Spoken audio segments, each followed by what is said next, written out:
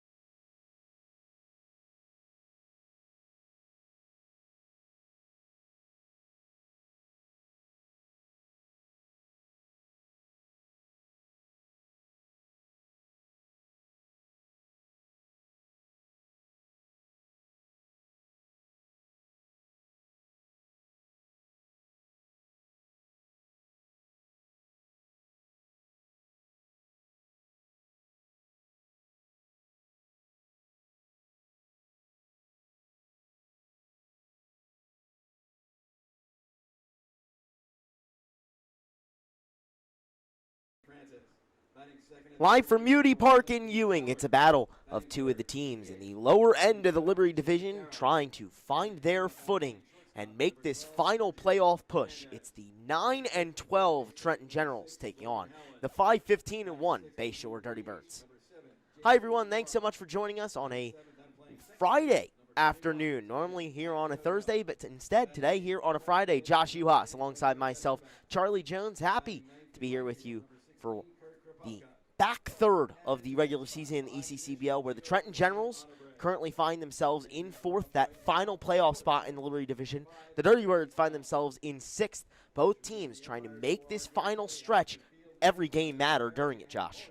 Yeah, and for the Dirty Birds, they would pretty much need to win out if they want any chance in that position. But this game more has implications for this General squad because they got hot in that middle part of the year, and then since then, it's just been a cold spell, and they sit at 9-12. They're trying to figure it out, and the Trenton Capitals are lurking right behind them. And they missed a perfect window because the New Brunswick Matrix were on a downswing trying to break through. And then it was the Generals hitting a struggle patch in that same area. And the Generals, it's just try and get people around to score. They're able to get people on base, but the problem is when they're in these situations, they're just trying to break them through. Getting ready for first pitch. It was slated for 4:30, but trying to, get some of that humidity to die down as we get ready for our first pitch. It'll be the Dirty Birds coming up to bat first, the away team here in Ewing today. As the first pitch from Brady Sell, fouled off by Luca Logan, and we are underway at 4:59 here in Ewing. Let's give you a lineup for the Bayshore Dirty Birds. It'll be Luca Logan leading off and playing center field. Angelo Sabino in right, second in the lineup. Enrico Tefano out at third base, playing third in the lineup today. Josh Hernandez in the cleanup spot. He's playing first. Landon Hallett, a new addition to the Dirty Birds lineup and roster today. A member of the Pennington baseball team. Coming out as the 0-2 from Sell misses. So the count now 1-2. Xavier Diaz batting sixth for the Dirty Birds. and playing second base. Ethan Nepomuceno behind home plate and 7th in the lineup. Hector Zarzula out in left field batting 8th. Ray Nault batting 9th. He's the starting pitcher for the Dirty Birds. As Luca Logan goes down on strikes. First out, first strikeout of the day for Brady Sell. And Jimmy Nichols, the extra hitter, batting 10th for Bayshore to round things out. Well, one down here in the top of the first.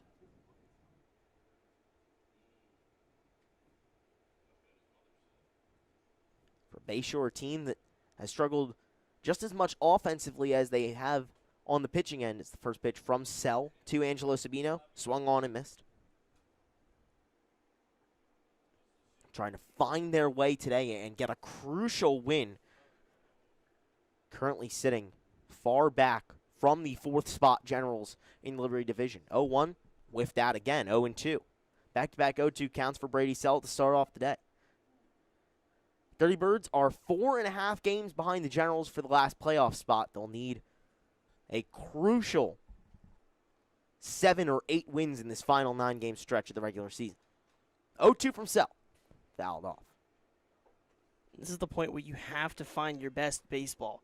You have to get into this run, not only because if you do end up holding this position, you make the playoffs, but because you might not make the playoffs, you have to figure it out. You have such limited games to work with, and you will face the Capitals a couple times. Have to take advantage of games that you see as potentially winnable. 0-2 once again from Sell. That one was nasty. Dropped into the zone for yet another strike and yet another strikeout. Back-to-back Ks to start off the day for Brady Sell. And it's a great time to give you the defensive lineup. Brought to you by Ficarra's Auto Collision. It's Antonio Destrobats in left field, TJ Francis in center, and Kurt Kropofka in right. Some of the normal culprits out in the outfield today for Braden Meskill's Generals. Lucas Albert manning third base. Sergio Hernandez at short. TJ Magliozzo at second, and Logan Howland over at first. Normally a catcher for the Generals, but will be making an appearance over at first base today with Brady Sell pitching to Ryan Otterbray behind home plate to round things out for the 9-12 Trenton Generals. 1-0 from Sell to Enrico Tefano in there for a strike. So the count now levels at 1. And we saw this in the last game that the Generals played, that they ran all 3 catchers, but that time they had everyone in the field. This time, LaQuara is not going to be in the field, at least to start. He's going to be the DH, and you have Howland at first, a catcher, and you have Otterbray behind the plate, a catcher. A big swing there from Enrico Tefano on 1-1. So the count now 1-2, third straight favorable count for Brady Sell to start off the day. And he looks as comfortable as ever. And in his first appearance, he was just this comfortable, went 2 innings in that go, but did not get the call there. Yeah, that one just misses low. So 2s across the scoreboard. 2 balls, 2 strikes, 2 outs here in the top of the first, scoreless from Moody Park. Sell, the tall righty, at the ready. Taking on the righty, Tefano kicks and fires. The 2-2 whiffed on by Enrico Tefano. 1, 2, 3, all down by way of the K. Brady Sell looking like a Terminator out there to start off the day on top of the first. We'll head to the bottom half of the first inning where the Generals try and get their first runs of the day on the board here on Jersey Baseball Nation.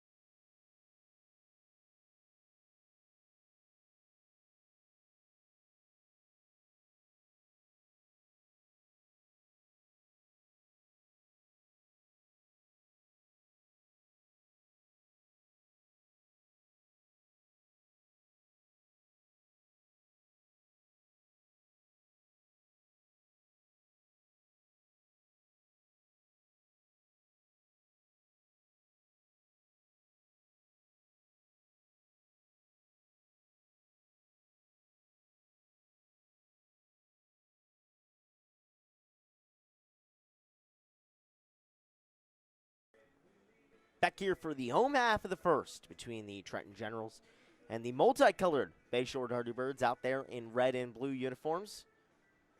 Generals 9-12 on the season. Dirty Birds 5-15-1. Each win crucial coming down the way here. Both teams looking for one today on a balmy Friday from Ewing, New Jersey. Here's the lineup for the Trenton Generals as they come up to bat. It's TJ Francis, the leadoff man, playing center today. The normal leadoff guy for the Gens, and he's been outstanding. Had a homer in his last time at Moody Park. Lucas Albert batting second and playing third, excuse me. Chase Garrow, the extra hitter, batting third. Sergio Hernandez playing shortstop and batting cleanup in the fourth slot. Logan Howland playing first base and batting fifth. J.C. LaQuara, the designated hitter, batting sixth. T.J. Magliozzo batting seventh and playing second base. Antonio Destrabats out in left field, batting eighth in the lineup. Kurt Kropufka batting ninth in the lineup and playing the 9 spot in the outfield, out in right field. And Ryan Otterbray rounding things out in the 10 slot for the Gens behind home plate. So Gens offense that normally works pretty well out there is trying to jump on the Dirty Birds here in the home half of the first. As the count now 2-1 to TJ Francis, the Sacred Heart commit, with a deep fly his last time here at Moody Park. Nault kicks and fires upstairs. The count now 3-1. If you look out to right field, it's exactly where it landed. Off the top of that scoreboard on the right side is where Francis ended up knocking that one.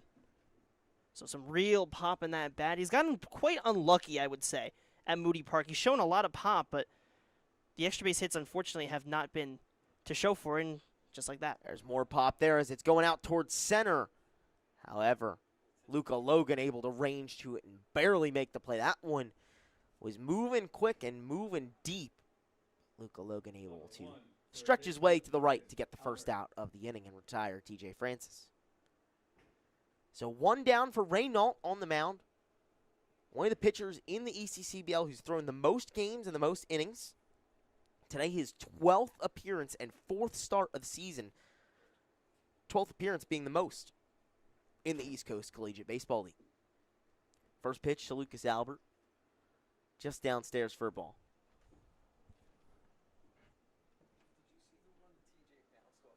Nault, a righty, facing Lucas Albert, a lefty, who has been outstanding all year.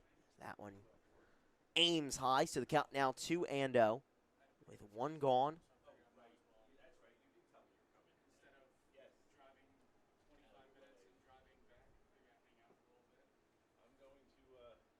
That one downstairs, so 3 straight balls from Ray Nault.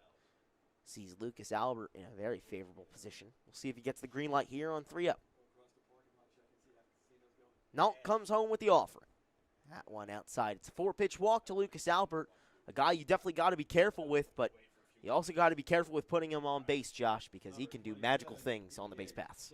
And he's just always finding his way there to get on first, to get on second, to get on any base, even if he has to put all his effort and put a bunt down. He's willing to do that. Did that in the last game. But here, gets an easy walk and has 23 stolen bases on the season. Very dangerous on the base pass, and we've seen when he's not scared of the catcher, scared of the arm behind, he'll go. He's stealing already right here. First pitch of the at-bat, and he'll be in there easily as the throw from Ethan Nepomuceno offline. It's an easy stolen base there for Lucas Albert. The pitch was called a strike to Chase Garrow, but Albert using that .641 on-base percentage to his advantage to those 23 stolen bases. He's been outstanding all year, and he does a great job at the plate of really not getting out. 6 walks to 2 strikeouts in 17 games. He's dealt with a little bit of injuries, but in the times that he's been able to play for the Gens, he's been their best offensive producer. It's been from that first game, that first moment, he's just jumped right into this league, and you got to be happy if you're a coach looking at this. And, I mean, again, on the move once again. No throw that time. It's back-to-back stolen bags on back-to-back pitches. The pitch was called a ball, so it's 1-1 to Garrow at the plate.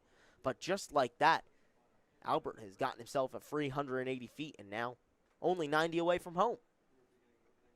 1-1 from Nault. Fouled away by Chase Garrow, the extra hitter today, batting third. Garrow, one of the later additions for the Generals, only playing the back half of the season, making his 14th appearance of the year today. Albert, you got to leave me some space to speak. Every time I'm trying to say, he's on the move. Always on the move, the jumpy Lucas Albert. You know, we haven't seen him steal home yet. I wonder if that's ever a consideration. Yet? Yeah, I wonder if that's ever a consideration for him. Well, with Garrow at the plate and Albert on third, a chance for the Gens to get their first run of the day. The 2-2 just misses down low. It's a great pitch from Ray Nault, but he just can't make it. So the count now runs full. Would be the second straight walk for Ray Nault if he issues it. One gone and one on. The payoff pitch from Nault just misses outside. Another really good pitch. Just can't swoop into the zone enough. And it's another walk and puts runners on the corners for Trenton. And we're seeing it's quite a tight zone that these pitchers are going to have to work through. And that's something you note. First inning may not be as smooth, but you get a read of it. And then we'll see how he's able to bounce back from that. Nault up in the top 3 for innings pitched this year so far. A very highly used arm. Garrow on the move, no throw to second. 3 stolen bases already today for the Gens. We know it's something that they love to do. Only 4 behind the league-leading Kings with 92 stolen bases here in their 23rd game. That number already up to 95 with 3 today. A one from Nault chopped into play. That one's going up the middle. Xavier Diaz is able to pick it up and fire it over for the out. However, it does advance Albert to home, and the Gens get on the board first. It's 1-0 Trenton here in the bottom of the first. And that's what's been missing for this general squad, is being able to move those guys over, and then just a single hit up a ball hit up the middle, just one. All you need is one, and you get those runners in, and then you have Garrow standing on third still to threaten. And it's a great job by Sergio Hernandez, even if you are going to get out, to put that one on the ground on a big bounce, so it takes up enough time to make there be no play possible at the plate to try and get that speedy Lucas Albert. 1-0 Gens with 2 outs, and Garrow standing on third as it brings up Logan Hallen for his first at-bat of the day. Couldn't hold up on the check swing, and he did go that time. So already down 0-2 in the count. Yeah, there's just no question on that one. Even though it was a slow swing, you don't even need to do the slow-mo replays, but definitely went on that one. Couldn't hold up that momentum. Here on 0-2, fouls that one off his back. That one came off the bat, bounced in the dirt, got him in the small of the back. That one can't feel too good. Does stay alive, but in a painful way. Certainly does. Certainly doesn't feel good, especially when you're usually a catcher. Now, you're not in the catcher spot, but you still have that catcher-style wear. So it still hurts, but you have to put that behind you, and you're in an 0-2 count. 0-2 with 2 outs. That one popped up. Ranging to his Xavier Diaz. Now it's Josh Hernandez in foul ground, and he will get it just before it creeps over the fence, able to snag it out of the air for the third and final out, but not before the Gens are able to bring home a run. It's Lucas Albert crossing home plate on an RBI fielder's choice. It's 1-0 Trenton as we head to the top of the second when we come back.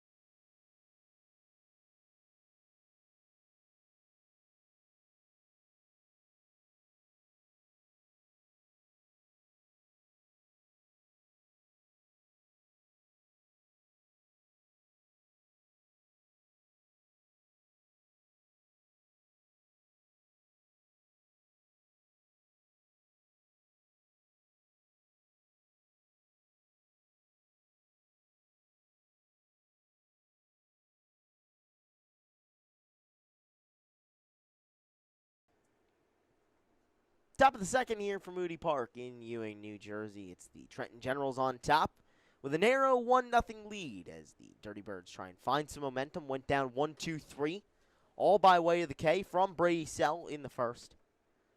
Trying to get a base runner and get things cooking here in the top of the second.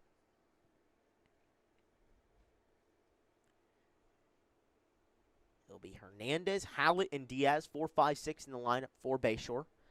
As that one in there for a strike.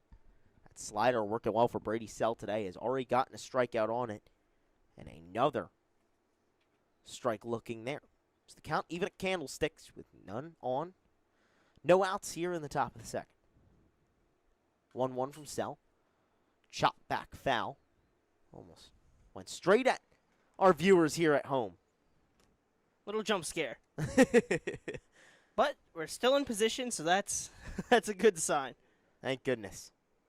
But with Sell, what I really like with him is with his motion specifically is that he kind of has that back foot as his stabilizer, and then he lets the mound kind of do the work, and he drifts that leg down and lets that momentum come in, and he just has really strong velocity and good stuff that he's used to his advantage. Definitely uses his long reach and long delivery to disrupt what hitters are able to do. Just as Josh said, able to use things to his advantage on the mound that other pitchers might not be able to. 2-2 fouled away there by Hernandez. So it'll remain 2-2. Let's give you a scouting report on Brady Sell, a man who will be heading to Lafayette with his teammate, Lucas Albert, come the fall. They have to be pretty happy with what they see from those two guys. Yeah, Lafayette getting 2 dogs on the Generals. 2-2 here from Sell once again, that one upstairs. Sell, a native of Warminster, Pennsylvania. In 2026, his senior season at Archbishop Wood, played 9 games through 48 innings, went 6-1. All of them starts 2 complete games and a 1.01 ERA to boot. Really strong senior season for Brady Sell. Loses Hernandez there for a walk. First base runner of the day for the Dirty Birds. But shouldn't be much of a worry to Brady Sell as he worked through the first in quick and easy fashion with those 3 strikeouts. And that's exactly what Brady Sell did in the high school season. That's exactly what he is going to do come Lafayette. I mean, there's a reason why he got a Player of the Year tag, and he got All-State in 4A, because he's a really good pitcher. Playing an incredible division in Pennsylvania high school, and one of the top players in that heated division in the Keystone State. 1-0 to Landon Hallett, the new addition for the Dirty Birds today, donning the red jersey with the blue piping and lettering. Sell kicks and fires. That one outside once again. So count now 2-0. 4 straight balls here for Brady Sell. Hallett, come the spring, will head into his sophomore year at Franklin and Marshall. 2-0 from Sell. That one just misses low. So the wheels starting to come off a little bit for Brady Sell. Not too much of worry with how strong he was in the first, but something to keep an eye on as the 5 straight balls. Starting to play towards the Dirty Birds' advantage. Hernandez on first. Sell gives him a look. Comes set, 3-0. In there for a strike. That one, the branded and copyrighted Coryell strike.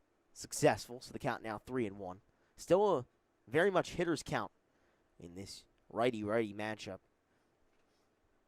Favor going to Landon Hallett. 3-1 delivery from Sell. Fouled away out towards the street. That one had some serious juice off the bat, but went the wrong way. Yeah, and he's a really solid hitter. You go back to his high school career at Pennington. His second year hit .469, and then you jump to his senior season, hit .394 with a .515 slug. So was good in high school and then extended that over to the collegiate career. Yeah, .345 in his freshman year at Franklin and Marshall. .345 average with 35 games played, 39 hits, 1 homer, and 27 RBI. A real strong contact hitter and producer for the Diplomats. And a teammate of Enrico Tufano. Yeah. His teammate. So a pair of teammates on each side. 2 guys at Lafayette for the Gens, 2 guys at Franklin Marshall for the Dirty Birds as a Diplomat tries to take out a Cougar there with Landon Hallett going on a line up the middle past Brady Sell, almost taking his head off and going out towards center field. Back-to-back base runners for the Dirty Birds and their first hit of the day. Starting to find some offensive momentum. It's first and second with no outs here in the top of the second. Not very diplomatic. Attack him straight with a line drive. But that was a really good piece of hitting from Hallett. He worked a long at bat, and then he just found his pitch, drove it up the middle with a good bit of power, and he's on base, and you have 2 base runners with nobody down. The first problems we've seen from Brady Sell in his ECCBL career. So what is his response to that is the big question, because we've seen some guys step up to the moment. They get in this spot, and they've come through in this ECCBL, but sometimes it's a struggle to get out of these situations, and also depends on how Moody Park plays, but it should play more traditional with it, a little bit more wet because of the rain the other day. That one grounded up the middle. There's 1, there's 2. It's a very effective double play for the Gens and removes a couple of base runners. Great job there as Diaz hit it straight over to Maglioso, to Hernandez, to Howland. Quick little 4-6-3 double play to get the Gens back in a good spot. It's exactly what they needed. They get 2 down. You do allow that runner to third, but just exactly what you needed to help a pitcher that's been struggling this inning. You get those 2 outs, and now he can get back and try and get in that groove he had in the first. Yeah, runners were on first and second before the double play. Now a chance to get right and get out of the inning unscathed for Brady Sell. He'll have to get through Ethan Nepomuceno, the catcher for the Dirty Birds, batting 7th today, to do so, though. 1-0-2 Nepomuceno downstairs. So the count now 2-0. Zella's had a trouble with command here in the second inning. Complete opposite to his first half inning of work. But still, hoping to try and get out of it scoreless. Zella at the ready, firing to the lefty Nepomuceno. 2-0, swung on and missed. Bat went right over ball there. And came up empty. So 2-1, 2 outs. 1-0 Gens here in the top of the second with a runner on third for the Dirty Birds.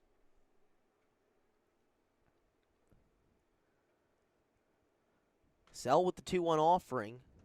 That one not able to get the strike call. Real tight zone here at Moody Park today. We've seen some looser ones this season, but this one is pretty cut and dry. And it's something that as a hitter, you're going to be more patient. You understand that you have more room to work with. As a pitcher, it sometimes makes you have to challenge those hitters. That one popped up. It's a long range for Sergio Hernandez, but he's able to make the play. Over the shoulder catch to end the inning. And somehow, with runners on first and second and no outs, the Dirty Birds aren't able to capitalize, and the Gens are able to get out of the inning unharmed. It's 1-0 Trenton as we head to the home half of the second.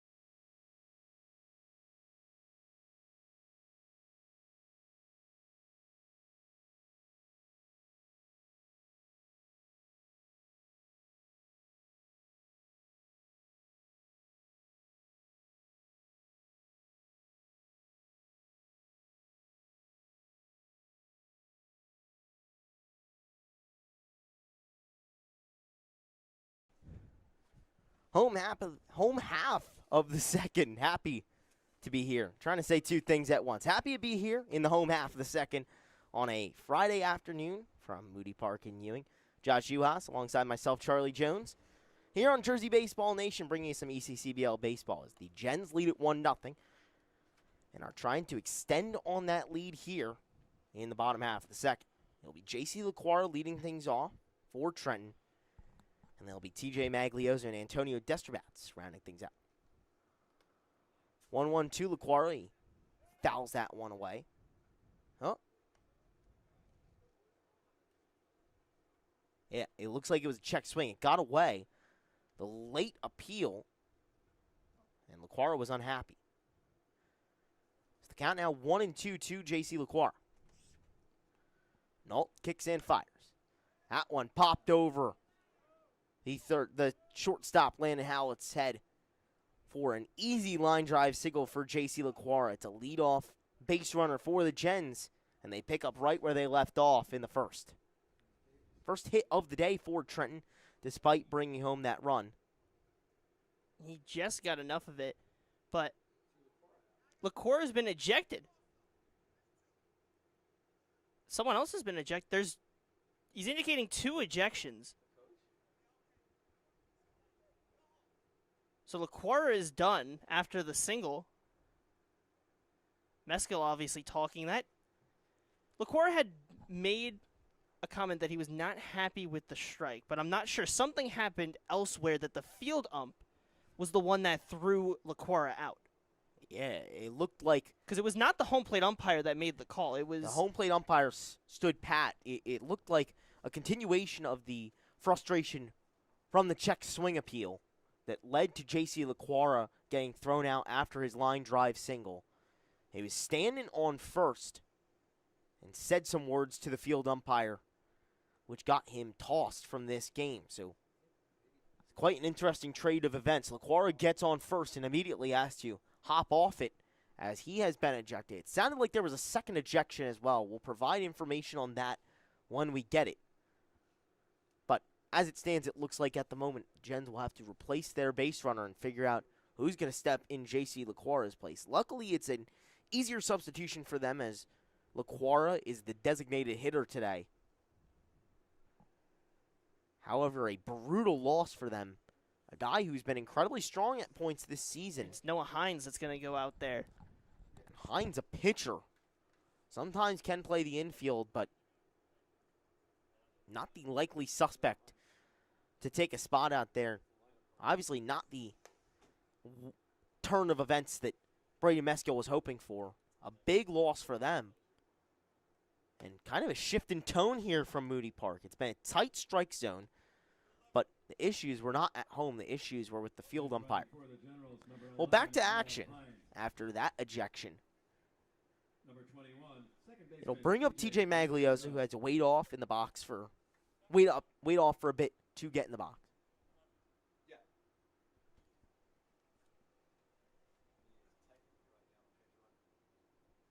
So, by technicality, forced to put out pinch runner is how Hines will take over for LaQuara.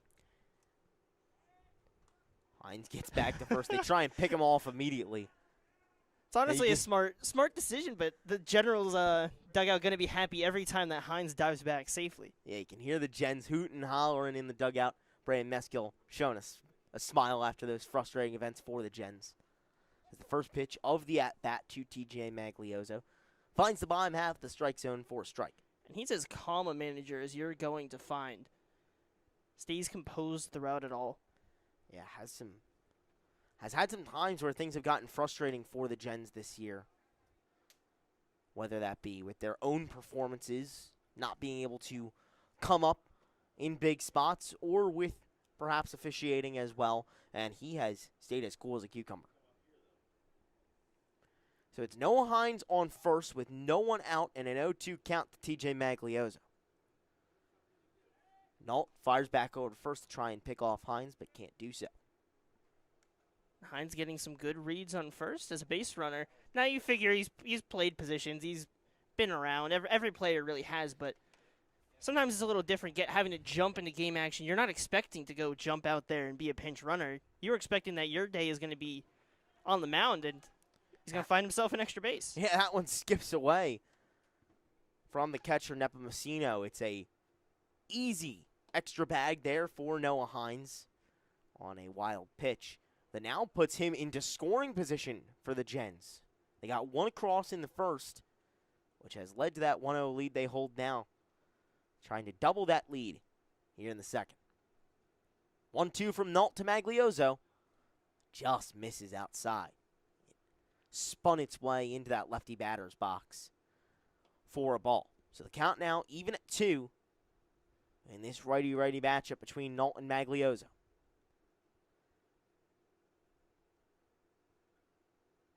The 2-2 offering from Nault.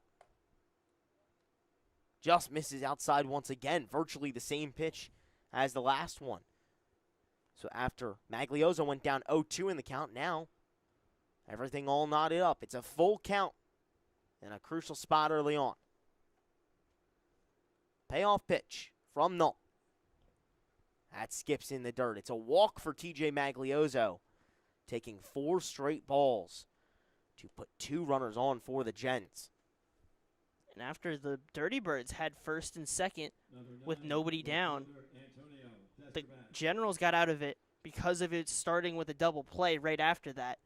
The Generals are hoping for a different result here, and if they want to really take control of this game, they scored 1, but we've seen where the Generals get some leads early, and then just in those middle innings, the other side just comes through and bursts through. So the Generals have to, today, take advantage of every opportunity they can, because it's going to be your best shot to do so. They've had trouble with taking advantage of their runners in scoring position and runners on base, stranding them frequently and in crucial spots as well. But a chance to try and drive some of these guys home. Like Josh mentioned, it was first and second for the Dirty Birds with no outs before that double play turned by the Gens in the away half of the second. Now here in the home half, what can the Gens do? As Antonio Destrabats pops that one up. Ranging out to center is Jimmy Nichols. A defensive adjustment for the Dirty Birds coming in this inning, and he gets his first ball hit towards him. An easy play there for him. However, it does advance Noah Hines from second to third. It's runners on the corners with 1 out for the Gens. It's good base running as well. You realize that it's deep and trailing away from third base. So trailing to the right of the field, the left of the fielder, and was going to make that throw harder, and Hines trusts his speed, gets over to third, and you have 1 out with runners on the corners. A big chance for Kropowka. Yeah, Kurt Kropowka in his 12th game of the season as TJ Magliozzo easily swipes a bag. Another stolen base for the Gens today. Their 5th of the game already. They really want to take that spot from Coach Tyler Kimmick and the Kings, who started out on top. I mean, it's been a 2-horse race between the two sides, but in the recent half, the Kings have not been stealing as much, and the Gens, they had a stretch where they got cold from stolen bases, but that was also when their bats got cold.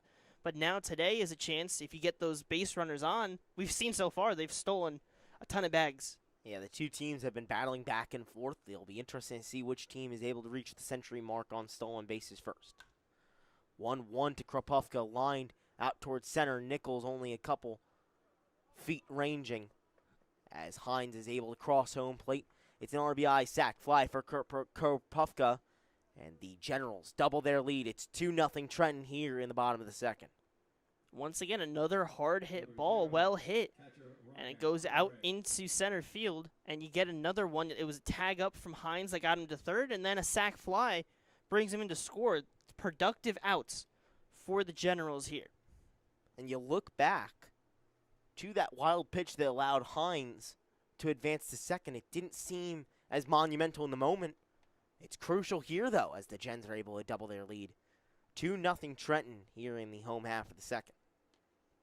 And now it's a guy at the plate still trying to break through for that first hit. Yeah, Ryan Otteray taking on his 9th game of the season today, has had 22 plate appearances, 3 walks to 15 strikeouts, and no hits.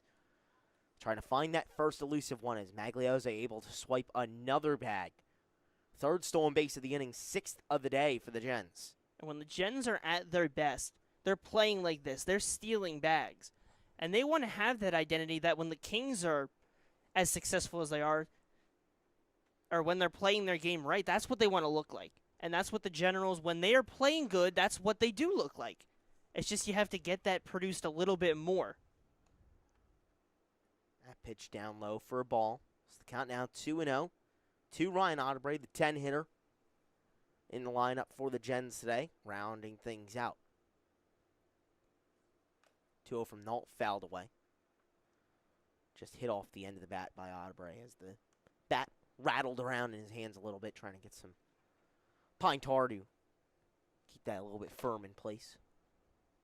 You just get that little bit extra grip, and that's what is so helpful for a hitter. Obviously, batting gloves are kind of the idea to help with that, and then you had the pine tar as well.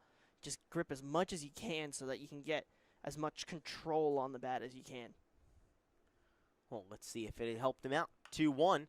That one's grounded. Can't find a gap, though, as Xavier Diaz able to pick it up. The throw almost gets away. However, it is an out.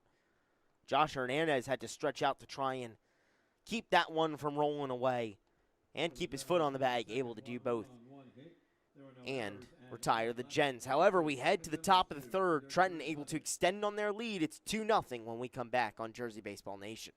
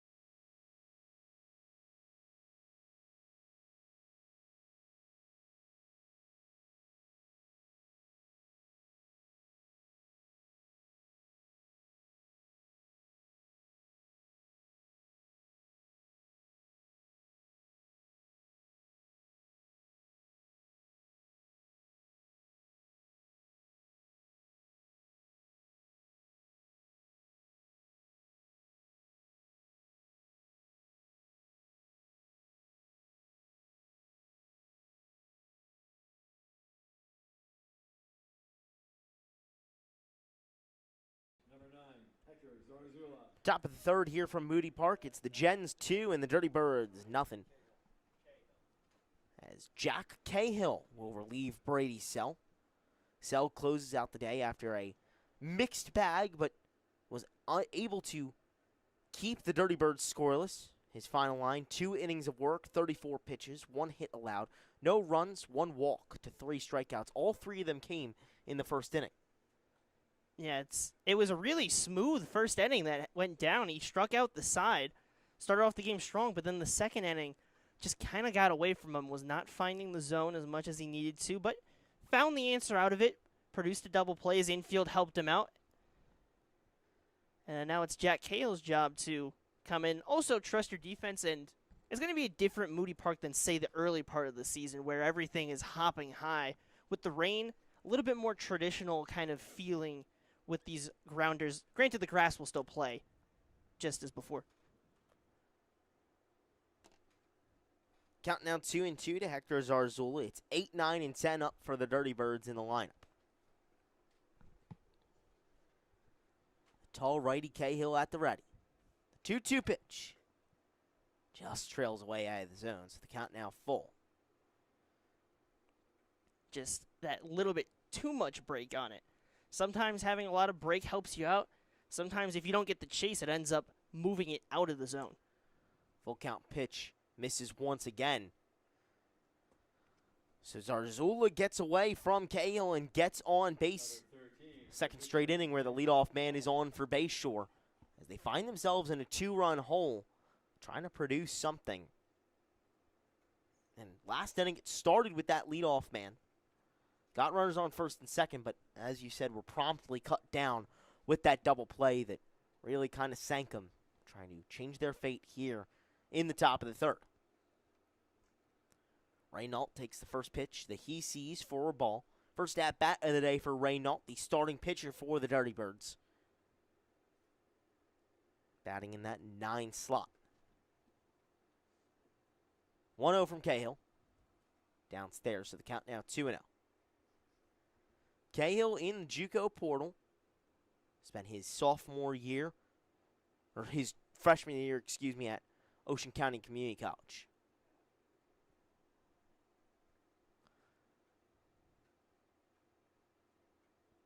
(2-0).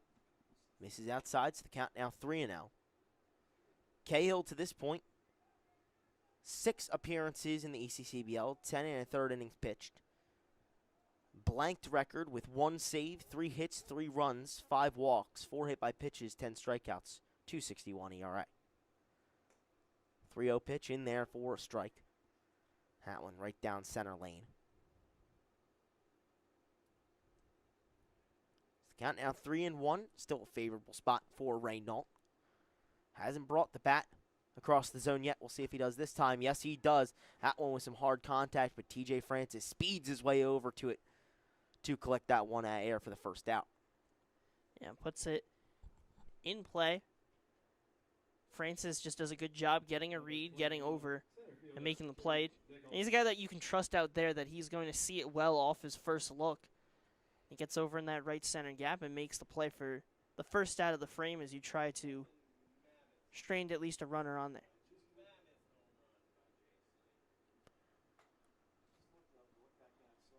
First pitch to the 10 hitter in Jimmy Nichols, who just came into the game for the Dirty Birds.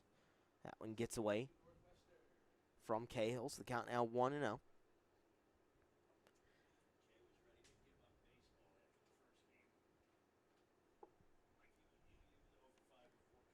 Cahill a righty facing Nichols a righty. Right on right matchup as the lazy pickoff almost gets away from Howland over at first, but he's able to dive to get to that one.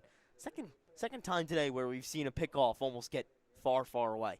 And that's when it gets kind of dangerous, is when you lollygag a throw over to first, or you kind of lollipop it over, is that sometimes you risk the chance that you end up kind of tossing it away. Nichols spins that one the other way, and it's down for a hit. It falls right in front of Kurt Koprivka and moves everyone station to station. Second hit of the day for Bayshore, and it's a single from Jimmy Nichols to round out the first time through the order and bring up Luca Logan, top of the order. That one was really well placed down that first base side as it kept on spinning away from Kropivka, who was in the right spot to try and get it, but just couldn't get there in time. So it's first and second, a familiar spot for the Dirty Birds. Back-to-back innings where they've had 2 runners on. Last time, we're not able to bring anyone home. We'll see what they can do this time. 1 gone, runners on first and second, and Luca Logan to the plate. And this is Another chance for the Dirty Birds. After you allow one, you get 2 runners on base. Try and get that breakthrough hit, but you have to be careful. Last time you grounded into a double play, and a ball on the ground, you figure Generals are going to do their best to try and turn it as well. Yeah, we're able to successfully turn the last one. Try to do it again. 1-1 count with 1 out and 2 on. Big kick and delivery from Jack Cahill misses for a ball inside, as Logan had to lift the hands out of the way so he didn't get hit.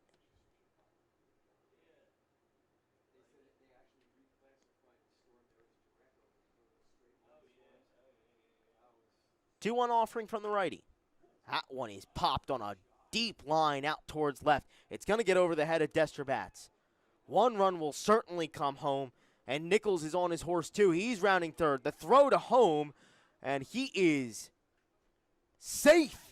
The tag gets under Ryan Otterbray. Great throw from Destrabats to get it in quickly. However, an even better move from Nichols at the plate.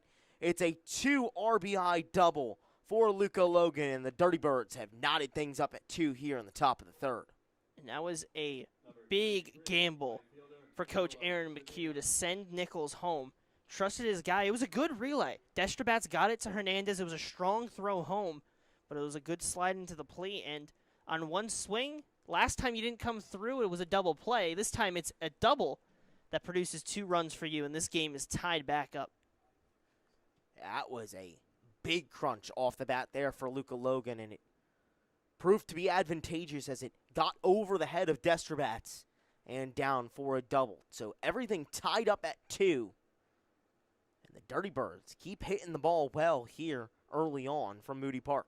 It's Luca Logan on second, 1 gone, and a 2-2 ball game as that one almost hits Angelo Sabino. As he laughs that one off with Ryan Otterbray, said, "Hey, you trying to hit me? What the heck, man?" Couple of smiles exchanged here on a Friday. Sabino's one of the great fun personalities. You see him just always with a smile having fun. Yeah, we've seen him in a couple interesting positions this year. Earlier in the season, had a home run and then was immediately placed on the mound and wore a smile the entire time through. Quite an experience. 2-1 here from Cahill. That one runs upstairs once again. So the count now 3-1 with 1 gone and 1 on. It's Luca Logan over at second. And the Dirty Birds a chance to take their first lead of the day. Jen struck for 1 apiece in the first and second. But Bayshore has exploded for 2 here in the third. 3-1 pitch from Cahill. That one up as well. It's another walk issued by Generals pitching. And you can see Braden Meskill briskly run out there to try and calm down and talk to his pitcher. And control has just been an issue for the 2 starters. It seemed like Sell was going to be fine, but in that second inning, control got away, struggling to find strikes. And even though they didn't come through, the Dirty Birds were threatening. They opened that door just a sliver. And then here, they did it again. They opened it up a bit, and then they knocked their way through. And you bring in 2 runs. You reset the bases pretty much back to where you were before the Luca Logan double, and you have first and second once again. And you'll see if Tefano can step up. One of the few guys in this lineup that has kind of the inverted jerseys, where he's in the red with the blue text rather, and the blue numbers versus the kind of runner guys that were in the light blue with the red text. The normal away jerseys for the Bayshore Dirty Birds are those powder blue unis with the deep scarlet writing. However, Enrico Tefano switching things up, wearing the homes here at Moody Park. As you mentioned, Josh, command starting to slip away from these pitchers. Nault has issued 3 walks for the Dirty Birds. And the 2 pitchers who have appeared today for the Gens issuing 3 as well combined. Well, that one in there for a strike. Starting to find a little bit of that command back once again. And this time it's against Enrico Tefano. With a runner on first and second, it's Logan at second and Sabino at first. Tefano struck out swinging his last time up, trying to change that result in his second plate appearance. 1-1, falls in there for a strike. Beautiful pitch that trailed away at the last moment to get that outer corner.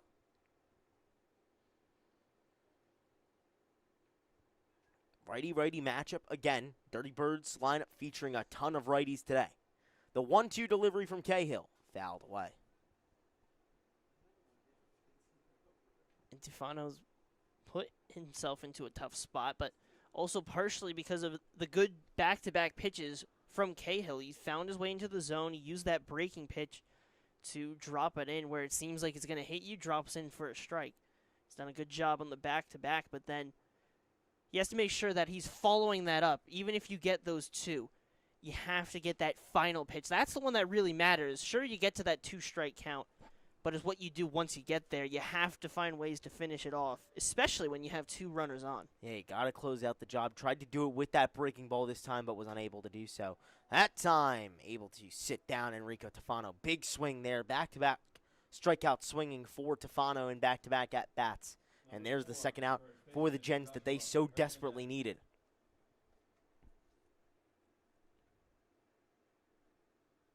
So now 2 down and 2 on, which makes way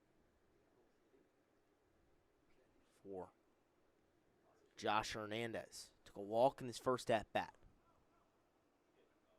Everyone almost on the move as they thought that ball got away. Instead, Ryan Otterbury able to find it quick enough that Luca Logan has to scamper his way back to second. It was a good pick behind the plate, because if Otterbury does not do that, that's a free 90, and we saw how much that mattered when Noah Hines was on the base pass for the Generals, able to produce that run because of it. Here, you're able to prevent them from getting that extra base. 1-0 popped up foul. So the count now 1-1 with 2 outs. Dirty Birdz have tied things up here in the top of the third with a 2 RBI double from Luca Logan.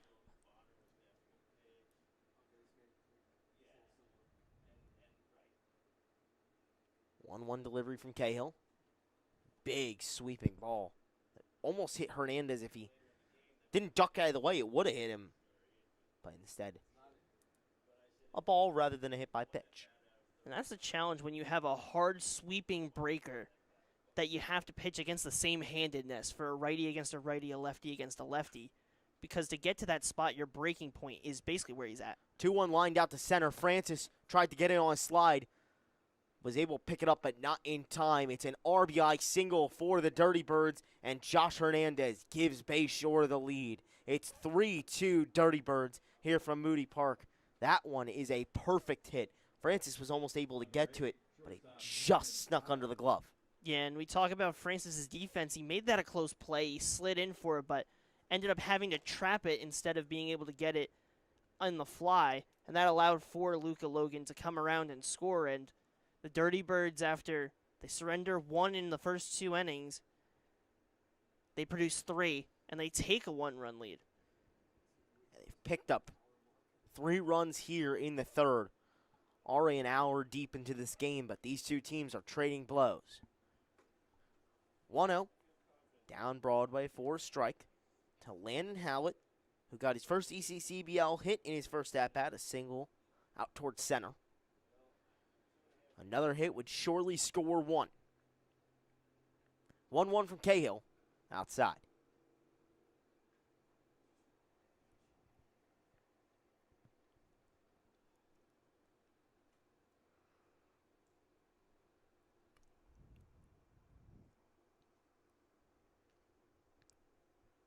Cahill kicks and fires the 2-1. That one trails far outside the lefty batter's box. Ryan Otterbury able to get to it, though. So the count now 3-1 with Sabino on second, Hernandez on first. A walk would make the bases loaded. The 3-1 from Jack Cahill. In there for a strike. Beautiful breaking ball that kind of came from a lower arm slot there. And swooped in there for a strike. So the count now full with 2 outs. Jen's trying to get out of the inning. The payoff pitch from Cahill. Fouled off. Another nice pitch there from Jack Cahill.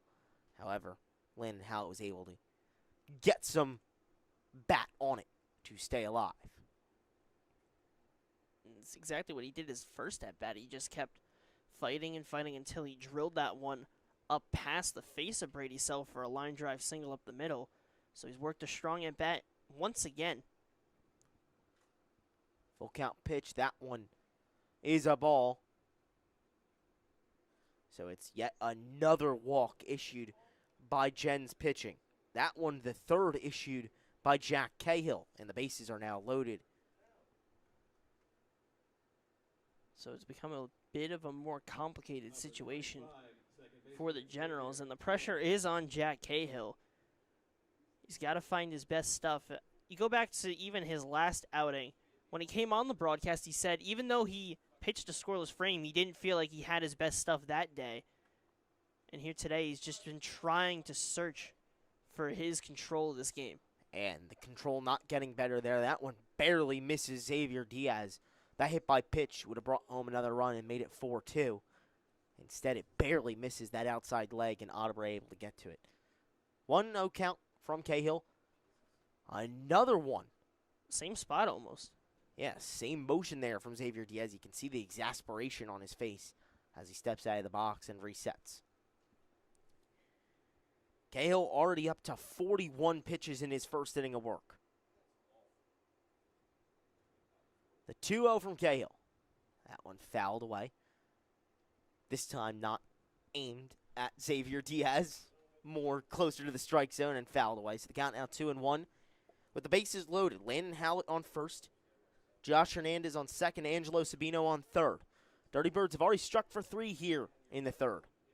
Trying to extend that 3-2 lead. The 2-1. Upstairs.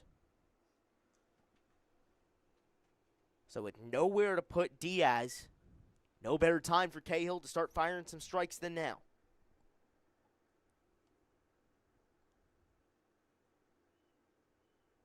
Bases juiced with Diaz at the plate. The 3-1 pitch from Cahill. Up high once again. It's an RBI walk for Xavier Diaz. And the Dirty Birds have found their footing. It's 4-2 Bayshore. As they were down 2-0 heading into the third, they close the gap and double their lead. Dirty Birds on top, 4-2.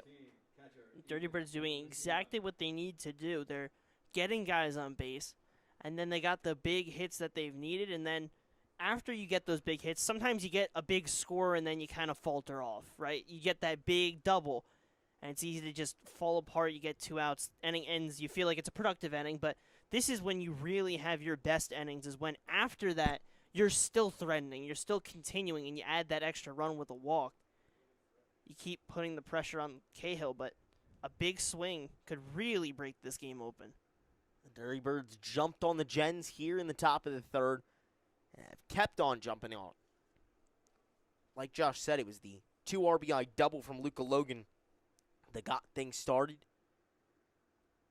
Since then, it's an RBI walk and a single that have brought home the other runs. 4 hits today, 3 here in the third. As that one is fouled off and out of play, it'll just barely clear the fence as Albert was in pursuit but could not get to it before it went out of play. 2-1 count with 2 down and 3 runners on. The bases are loaded.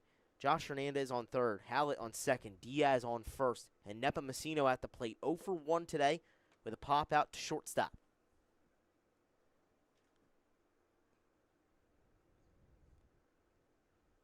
Cahill kicks and fires. The 2-1 is lined out towards left. Destrabats on a jog, able to snag it out of the air for the third out. However, the Dirty Birds explode here in the way half of the third. They strike for 4 runs on 3 hits to get themselves a 2-run lead. Jen's trying to clean things up and get back in control when we come back.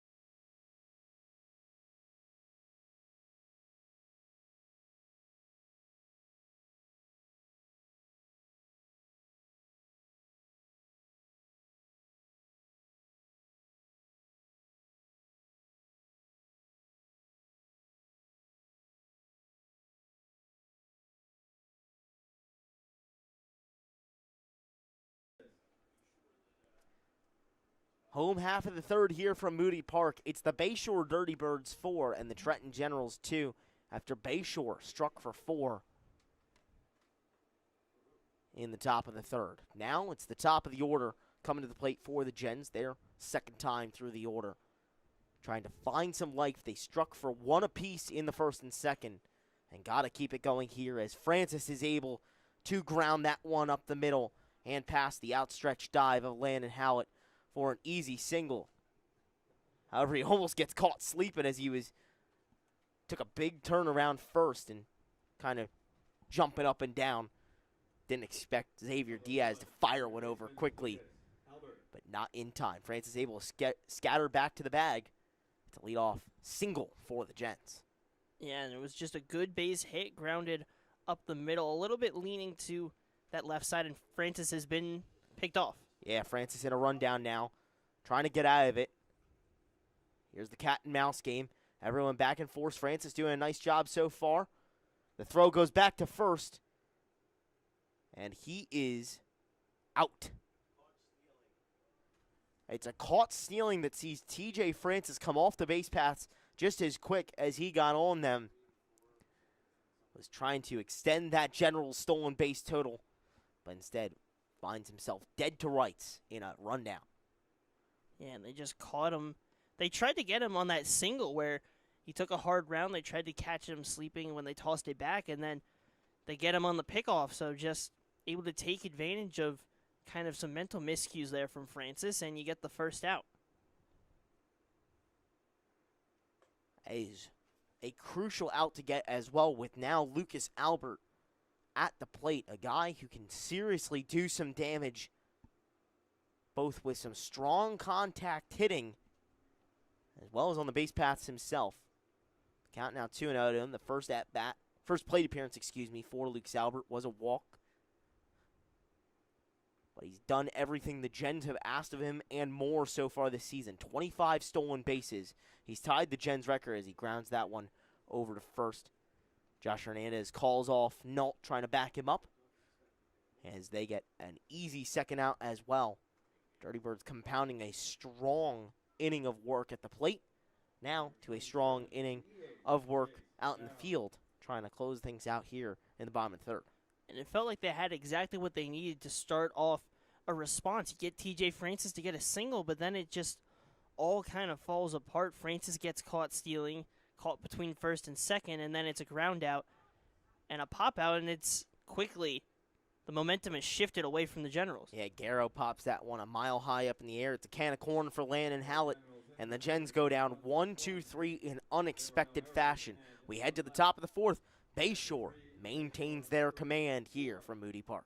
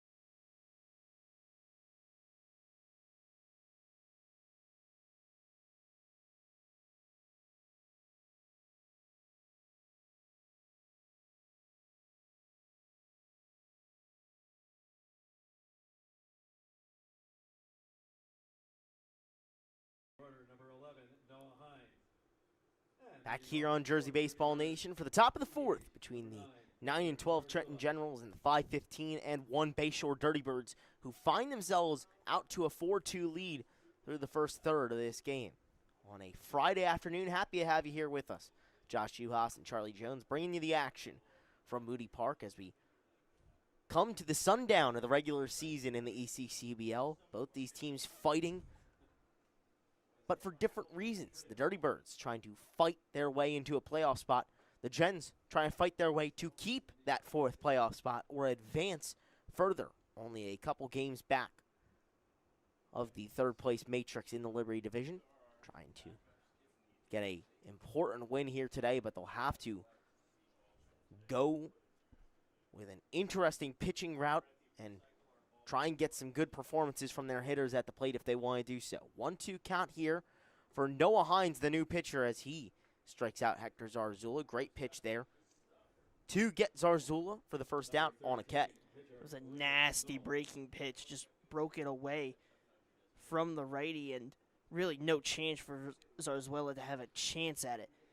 And now you get the pitcher of Reynaud you'll have to face. He flew out into that center area. You're going to have to attack him, especially with the lack of length you were able to get from your other starters, whether that be from pitch count or performance. It's going to be Hines' job to step in and do a good job, pitch some good, clean innings, whatever that length ends up being for him. First pitch to Reynaud, hacked that and missed, so the count now 1-1 after that ball. From Noah Hines, who comes in relief, third pitcher of the day for the Gens, only here in the top of the fourth. That one swung on and missed as well. So the count now 1-2 with none on and one out. Hines comes in relief of Jack Cahill, who had an outing that perhaps he'd like to forget. 1 full inning of work, 3 hits, 4 earned runs, 4 walks, and only 1 strikeout. 48 pitches, only 20 of them for strikes. 2-1 from Hines. In there for strike 3. It was 1-2, excuse me. And he catches that outside corner for the second straight K of the day for Noah Hines. Back-to-back Ks, back-to-back outs. Gens trying to find themselves back in a position that they've been in multiple times this year where they're down a couple runs but still contend and keep themselves in ball games.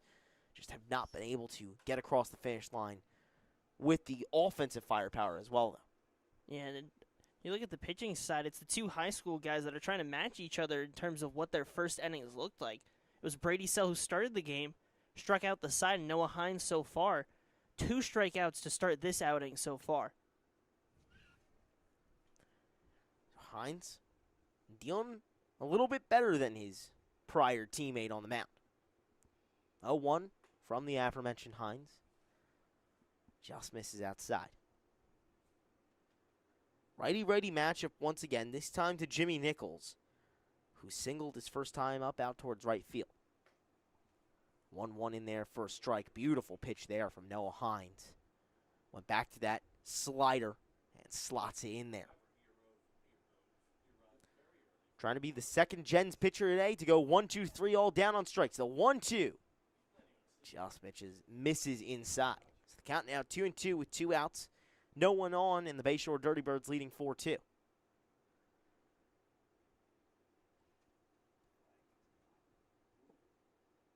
Here's the offering from Hines.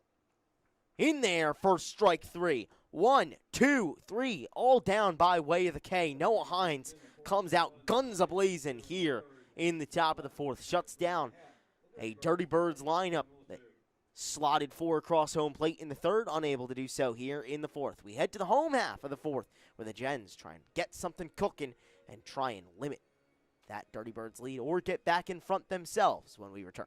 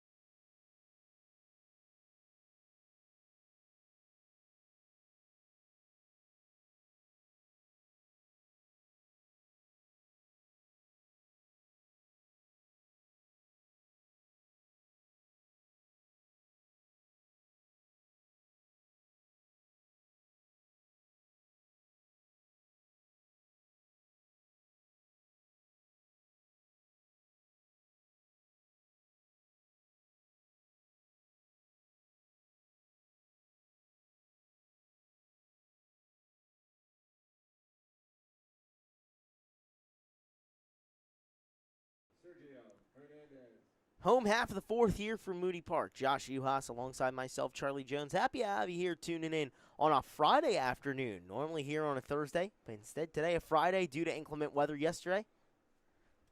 And so as they make up a game today, we make up a broadcast here on the home of the ECCBL, Jersey Baseball Nation. 1-0 to Sergio Hernandez. Turns to 1-1 as Ray Nault back out there once again for the Dirty Birds. Got his first scoreless frame in the third. And trying to continue his strong streak of pitching here in the fourth. It'll be Hernandez starting things off for the Gens in this inning. And then Howland. And then Noah Hines taking the place of J.C. LaQuara, who was ejected in the second inning. That one grounded up the middle by Hernandez past the outstretched arm of Landon Hallett. And so just as they started the third, they start the fourth. Gens with a leadoff man on first. And Coach Meskill is going to hope that this time the base runner is a little bit more careful down there at first so that you can keep this threat going. At least if you're going to get out on an attempt of stealing the bag. At least get to that chance and give yourself a shot. Yeah, the last time the leadoff man got on for Trenton, he was thrown out. TJ Francis got gunned down in a rundown. Caught stealing back at first after a long cat and mouse chase. Hoping for a better result here with Sergio Hernandez on first and Logan Howland at the plate. Pickoff attempt on Hernandez, not in time. And you got a couple of Hernandezes at first base. You have Joshua Hernandez covering. And you have Sergio Hernandez, the runner. Just a pair of Hernandezes. Talking things over and hanging out over at first. 0-1 from Nault. Almost hits Howland. That one went just behind him. It looked like it almost grazed his neck. But instead, barely misses him. So the count now 1-1. Howland, normally a catcher, today playing first base. Gens have had to shift the infield around a couple of times. Doing so again today with Albert at third. And Howland, who's playing first, cracks that one out towards left, but is unable to get that to find free real estate. Hernandez was standing on second when that one fell into the glove of Luca Logan in left and has to scurry his way back to first. Able to do so in time, though. So it just goes down as a fly out. No double play there. Howland with a real nice swing. Had a lot of power on that. But just to the wrong spot as Luca Logan able to collect it for the first out. And even Hernandez could recognize that that was a good swing, but felt like a deserving swing of a base hit, but Hines attempts to bunt on the first pitch he sees and the throw down to first. Hernandez able to get back in time. What a jump. That one was almost sailed by Nepomuceno. Heck of a bunny hop there for Josh Hernandez at first for the Dirty Birds. One gone, one on, and an 0-1 count. Hines showed bunt the first time. Let's see what he does this time. Big swing and a miss. Laughing that one off. I don't know that Noah Hines has been in hitting positions very much in his recent baseball history. In high Getting a school, chance here today. at Ranny, he had just 3 at-bats, and that was in 23-24. That one a big swing and miss as well, so Hines down on strikes. Still smiling and laughing off as he heads back to the dugout. We'll see him back out on the mound in a few moments if he continues. That's This time he has to go take a seat in the dugout. It's one of the unfortunate parts of LaQuara going out, and he was hitting in that 6th spot, is that you end up having to put your pitchers hitting in a 6th spot where you had just gotten Hernandez on base, and after Howland, you try and get that momentum back, but unfortunately, because of that nature of it, you had to put Hines out there to take over. Ends up kind of falling away. Beautiful pitch there from Ray Nault. Had it on a string. First pitch that TJ Maglioso sees. Breaks away from him for a strike. Nault has been working well. We don't know how many pitchers the Dirty Birds have in attendance, only bringing 10 players to the game.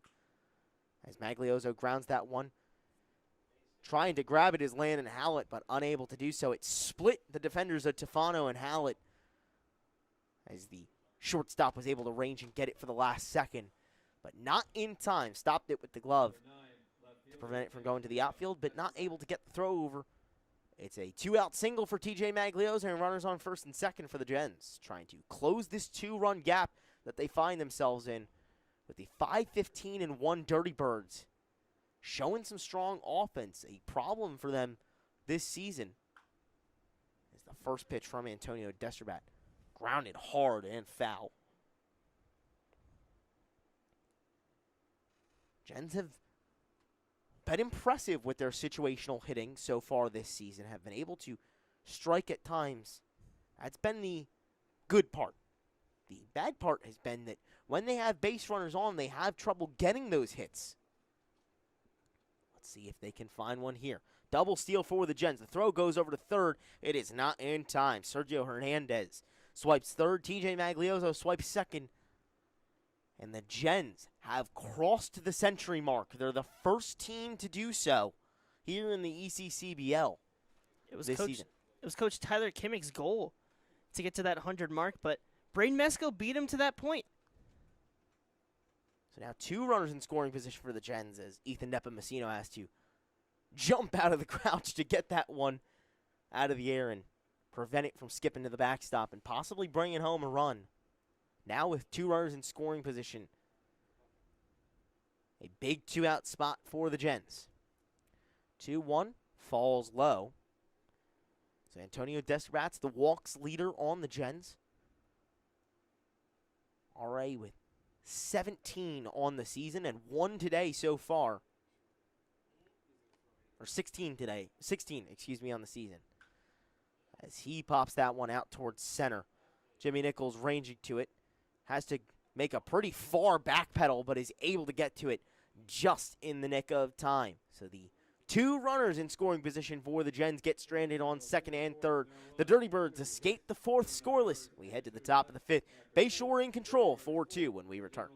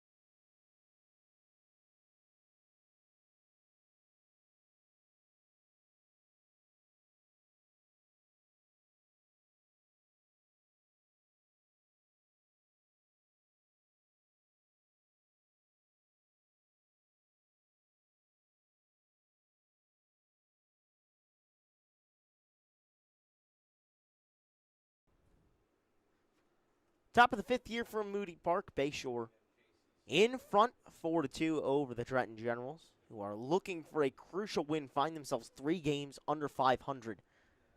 And only a game in front of the Capitals, game and a half, in front of the Capitals in the Liberty Division for that final playoff spot. Meaning that this game has some serious playoff implications. That one down low from Noah Hines, who struck out the side in his first inning of work. 3rd pitcher of the day for the Gens. After Brady Sells started things off with 2 scoreless innings, and then things unraveled for Jack Cahill in the 3rd. That one grounded out past third base, and the outstretched arm of Lucas Albert. Luca Logan working his way and diving deep to find that strength to run his way around the base pass. Really nice base running, really nice hitting there from Luca Logan to get the leadoff man on second for Bayshore. It's a start-off double for Logan. It's another extra base hit for Luca Logan, and just finding ways to get those extra base hits. This time, instead of being in the gap, he hits that hard down the line, gets past Lucas Albert, and you have nobody down and a leadoff base runner on second base. Logan finding the perfect spots today, already 2 for 3 with 2 doubles. The first one brought home 2 runners. The second one gives the Dirty Birds a chance to strike for more. Already up 4-2 and looking to extend that lead here in the top of the 5th. As Angelo Sabino comes to the plate for his 3rd plate appearance, struck out swinging and then walked in his 2nd at-bat.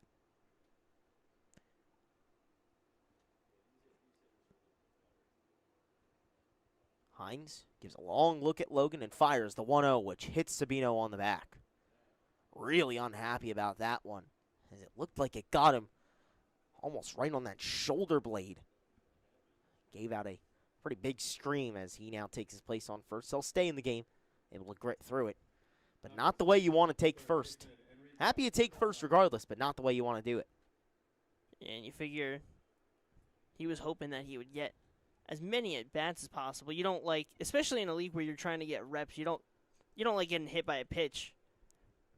But it'll be first and second, and now Hines is in a dangerous position. And you bring up a good point, Josh, that amidst the competitive nature between these teams and how good it does feel to win a championship, you're completely right. This is a collegiate developmental league where these guys are trying to hone their craft and improve on skills and find new ones to make every at-bat crucial and come up with a mindset of picking up a new thing each time and losing out on that opportunity with a hit by pitch or a walk. Not as much a walk, but more a hit by pitch is maybe not as fulfilling as it would normally be for them. Nevertheless, 2-0, grounded up the middle. There's 1, and there's 2. No! That one flew high away from Logan Hallen. The throw from TJ Magliozzo pulled him off the bag. It looked like they were in a prime position to get their second double play of the day, but unable to do so. It's runners on the corners for the Dirty Birds and 1 out instead. Yeah, and that's just one of those situations you would have loved to have gotten a strong throw down to get that second out, but you did get that ground ball. You've been able to produce it throughout this game. You just have to try and find a way to produce it once again. So now it's Logan on third and Rico Tefano on first. And it brings up Josh Hernandez, who's had a strong day, a walk in his first plate appearance, and then a single to center field his second time up. Count now 2-0 to him. This feels like the same story, that same script that happened with Brady Sell. Brady Sell, what did he do his first inning? Struck out the side. What does Noah Hines do? Strikes out the side. Second inning, what happens? Gets in trouble. And we're seeing that again. Now, it's a little bit different. Sell was able to get out of it. We'll see if Hines is able to do it as well, but certainly not the most favorable position with first and third. Eerily similar to the second inning for Brady Sell. The 3-0 in there for strike.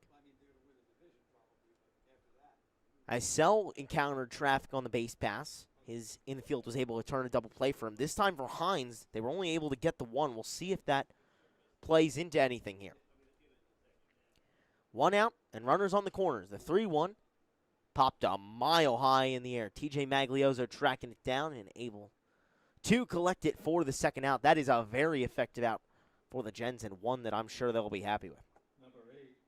The one thing, though, is that brings up Hallett, who had a nice single his first at-bat, where it ended up being 3-2. His second at-bat, same story, got to 3-2, but instead he worked a walk. He's been working some of the best at-bats across this game, not a guy you want to see. And we'll get our second rundown of the day. Both runners in a rundown, but But instead, Maglioso saw Logan trying to take off for home and let Enrico Tofano off the hook. It was a bit of a bobble from Maglioso, and that somehow actually ended up saving him because of that bobble. It kept Logan at bay instead of a direct run home. Because Maglioso didn't get it cleanly, the rundown never really was able to get initiated. Quite a weird circumstance there as the first pitch that Landon Hallett sees this time up in there for a strike. Hallett, that RBI single, as you mentioned, and a walk today so far in his first at-bats and plate appearances as a Bayshore Dirty Bird. 0-1 from Hines, chopped up the middle. Maglioso able to corral it and flips it over to second for the out. So despite a couple of defensive blunders from the Gens, it does not end up hurting them. No more hits for the Dirty Birds, no more runs either. We stay level where we were as we came into the fifth. It's 4-2 Bayshore when we return for the home half of the fifth here on Jersey Baseball Nation.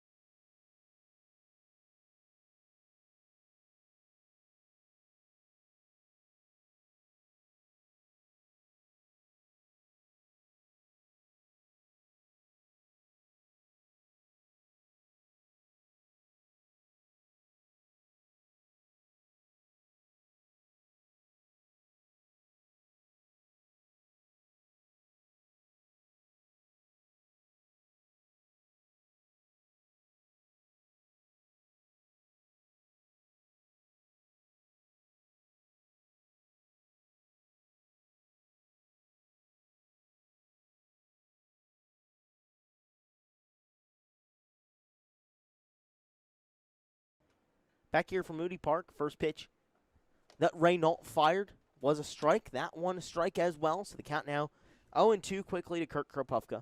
Nault has been working extremely well and continues to do so here as we head into the bottom of the fifth.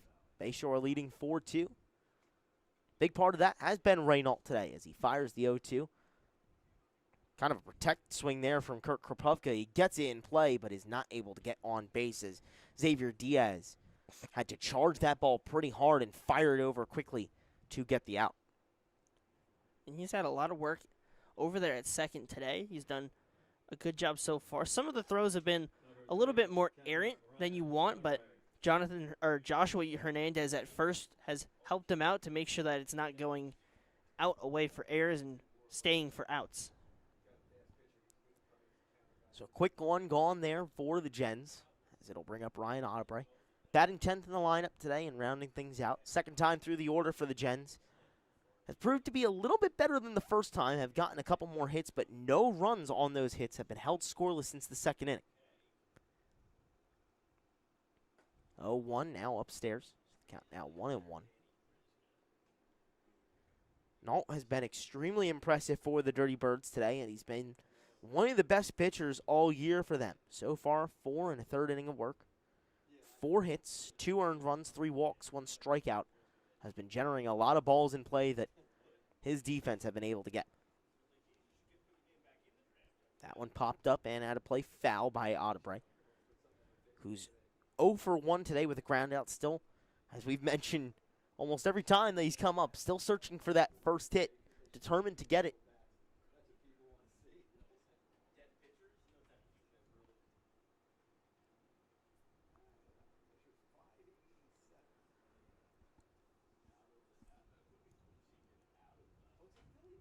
Ottebre steps back in. Defense playing normally on it. 1-2 from Nault. Breaking ball just misses outside. No, they'll say it's a strike 3. Wow, a really late punch out there. Sees Ryan Ottebre walk dejectedly back to the dugout. Second strike out of the day for Ray Nault, and 2 are quickly gone here in the bottom of the 5th. It's one of the worst feelings when you're slumping and you don't get a call that you necessarily agree with. You have to walk back to the dugout, and especially for a catcher, because you're building a rapport with that umpire throughout the game. And you have to kind of foster that in the back of your mind and just kind of keep it to yourself. And that's sometimes one of the worst feelings to have to deal with. That one popped out hard, out towards center. Nichols ranging to it. He's not going to be able to get to it. It falls about 10 feet in front of Nichols, and Francis pulls into second easily for a double. Almost overran the bag, but is able to get his way in safely. It's a 2-out double for the Gens. And that hard contact that TJ Francis has had all season is finally starting to find the right places, whether that be over the fence or inside it. Yeah, and he's hit the ball hard, as we talked about all season, and today it's just come through, as you said, and that one he sent flying hard and high to right center field, and he has very strong speed and easily finds himself on second. That's another line, this time over the head of Xavier Diaz at second. Francis will round for home, and he will easily be in there. It's an RBI single for Lucas Albert, and the man who has been so impressive for the Gens this season keeps on being even more impressive.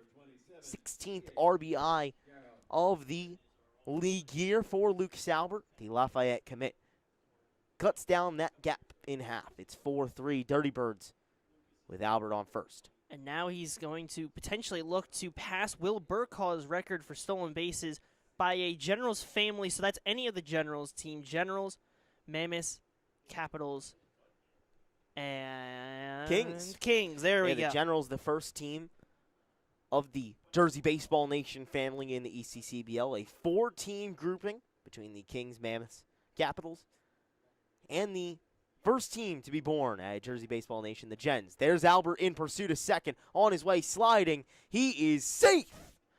Lucas Albert is able to get his 26th stolen base of the season in only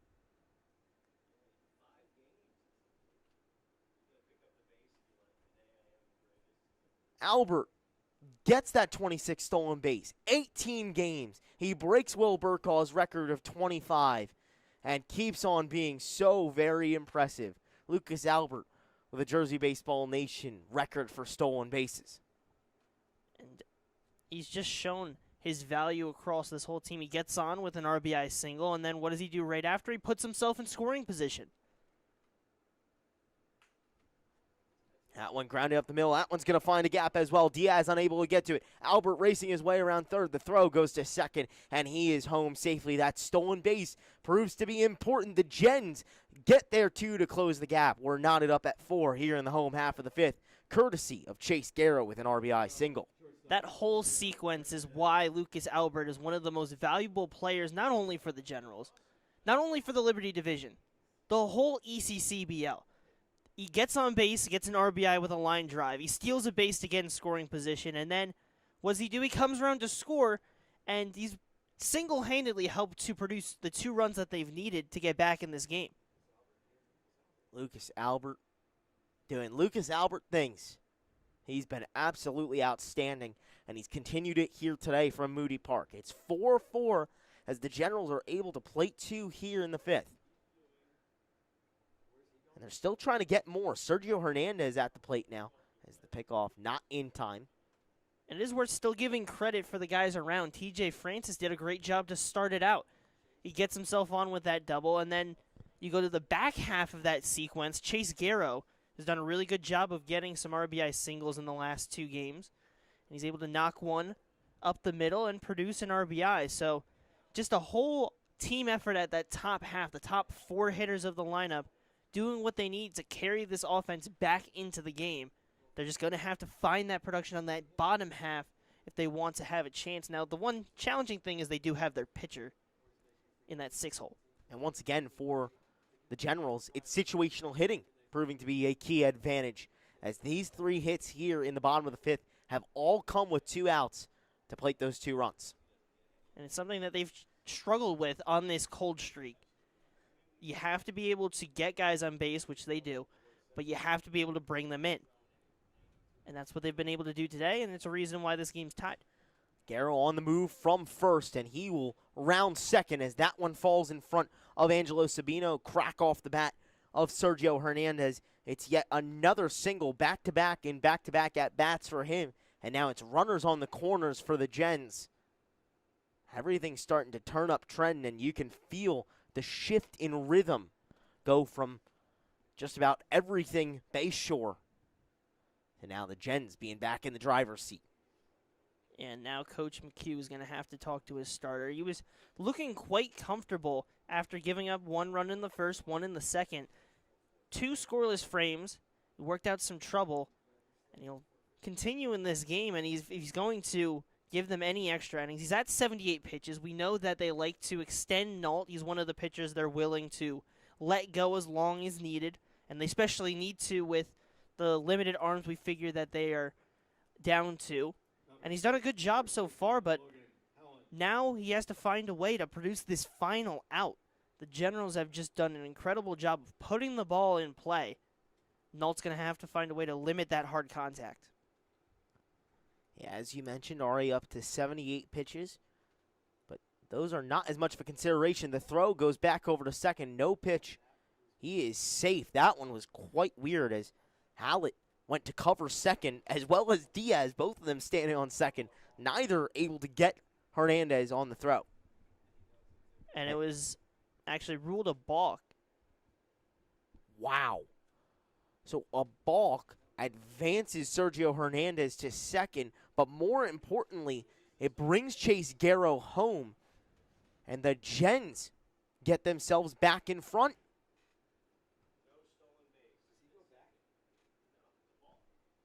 So Hernandez doesn't get the stolen base, and honestly that hurts for him because he had the base stolen, but it's something you'll accept because you get that run in, and especially with the result here. Yeah, that balk proves to be very important as Logan Hallen pops that one up in the infield and Xavier Diaz is able to collect it, but not before the Gens are able to roll themselves in front 5-4 on 4 hits. It's a 3-run 5th inning for Trenton as we head to the top of the 6th. Everything coming up orange and white when we return.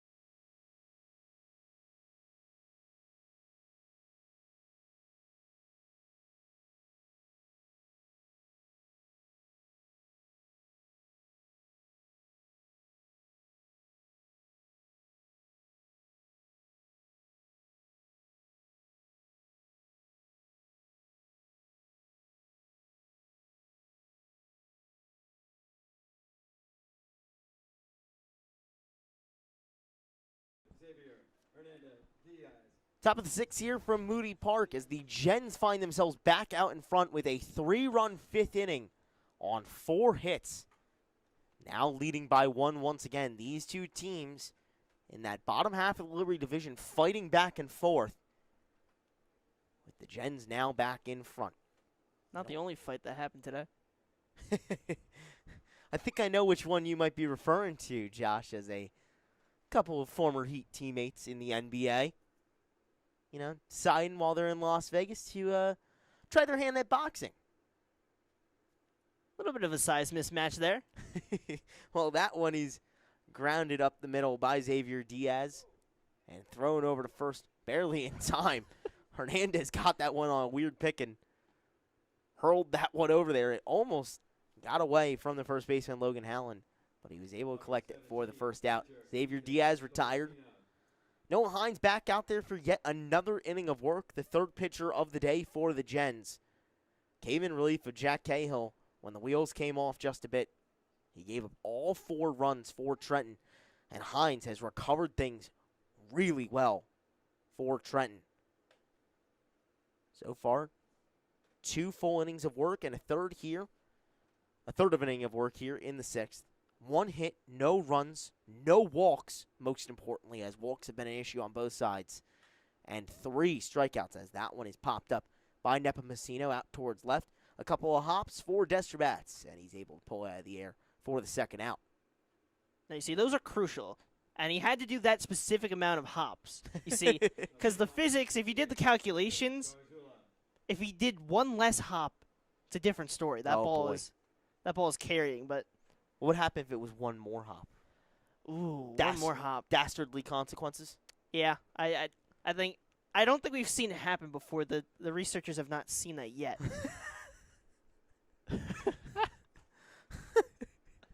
That one swung on and missed by Hector Zarzula. You know, there's no perfect amount of hops specifically deemed by scientists yet, but as you heard from Joshua Yuhas, it seems like perhaps Antonio Destrabats has done his own research and studies to get things down to a perfect science. That one grounded by Zarzula over to Hernandez, who's been very busy this inning. That throw a little bit more safe than his first one as he gets the 3rd out. It's another 1-2-3 inning for Noah Hines as he gets through his 3rd full inning of work to keep things level. It's 5-4 Gens as we head to the home half of the 6th. They try and extend on the lead they built in the 5th when we return.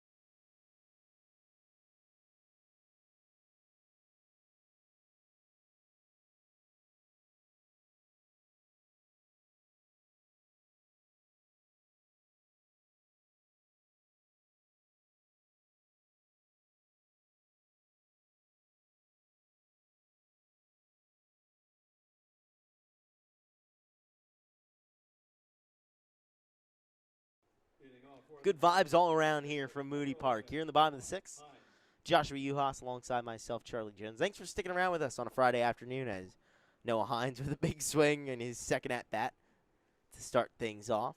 Hines was forced into a hitting role after J.C. LaQuara was ejected in the second inning.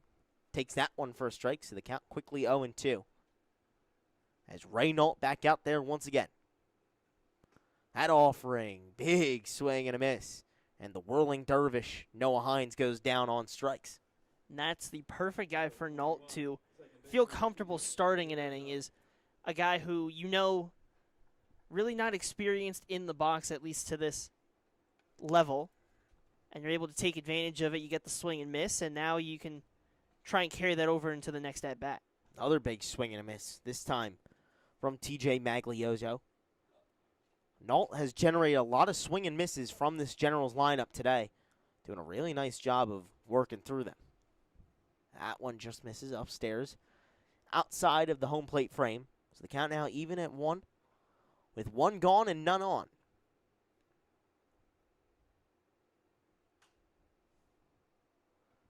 A 1-1 fouled out of play. Golf swing there from Magliozzo. Puts that one in foul grounds. The count now 1-2. Another favorable count for Ray Nault. Situations that he's been in many, many, many times today. Despite the 5 earned runs, he's done a very impressive job of limiting it to just that. Magliozzo pops that one up. Nichols on the run. Instead, it'll be Sabino who calls him off and has to jump to get that one as he almost went over his head. Solid pop there for TJ Magliozzo, but nothing doing. Second out here in the bottom of the 6th. One of the better swings in the air we've seen from Magliozzo this season. His hard hits have really been on the ground when he's able to produce them. But there he hits that to right, and Sabino's able to get to it. And here's a guy who's been hitting it hard today, and Antonio Destrabats, however, has not gone in his favor. 0 for 2 on the day. Yeah, both of them flyouts to center field. Has had a lot of pop, but each time it's ended up in the glove of Jimmy Nichols out in center. Destrabats, the 8th hitter in the lineup today for the Gens. This is the 3rd time through the order for Trenton. As that one just misses outside. So the count now 1-1. Destrabats has normally shown a patient approach at the plate. Starting to really take the bat off the shoulders as of late. 0 for 2 today. But something that Brian Meskill, I'm sure, is happy to see. This is a guy who can produce when he comes to the plate. As he pops that one. Hard hit once again. This one is trailing. This one is made on a basket catch. Oh my goodness. It was trailing out towards the fence. There was a chance it was going to end up over it. But instead, Angelo Sabino makes a web gem out in right. Sabino corrals it over his shoulder for the 3rd out. We head to the top of the 7th. Bayshore with a spectacular play to carry the 6th and keep things level with the Gens only in front by 1. A photo finish coming when we return.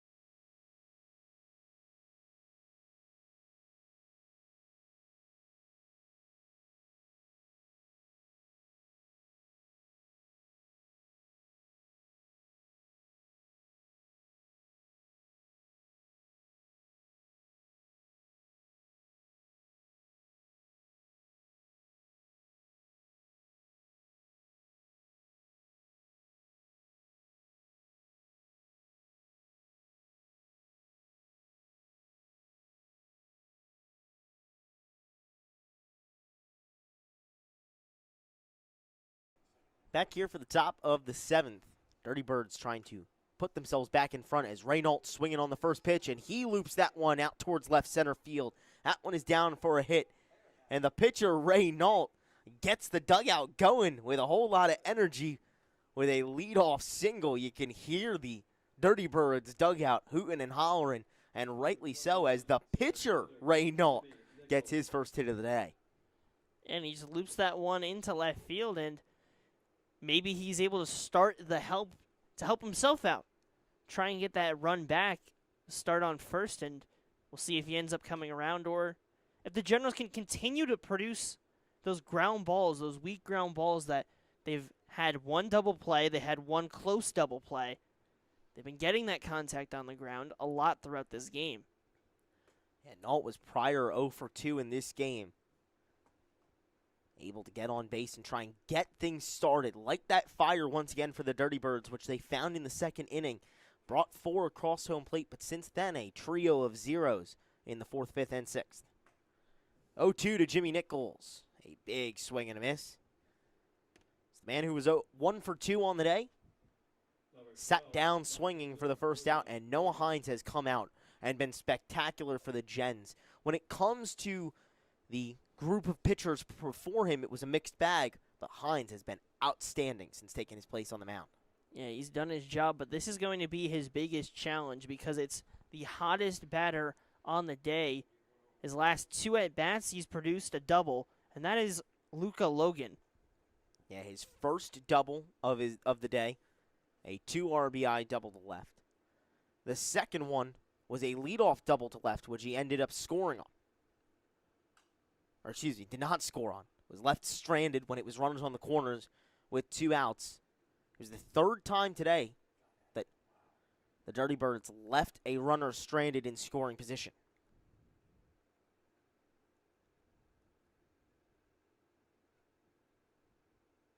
Hines shakes off his catcher, Audebray. Gets ready, kicks, and fires. The 0-2. Swing and a miss. Luca Logan sat down this time, unable to produce a double. As now it's a double of outs on the scoreboard. 2 outs here in the top of the 7th, and Hines keeps on rolling. Just powers it past him, and that's what he wanted to do. He shook off his catcher. Figured he might have wanted a breaking pitch to try and get him to chase. Hines just wanted to go right at him and ended up working out. He strikes him out, and he's put himself in a position where he can set that leadoff base runner, that leadoff base hit from the pitcher, Reynault, and put that behind him. That one barely misses inside on Angelo Sabino. First pitch he sees. Held the bat up there for a while and smiled and laughed it off once again.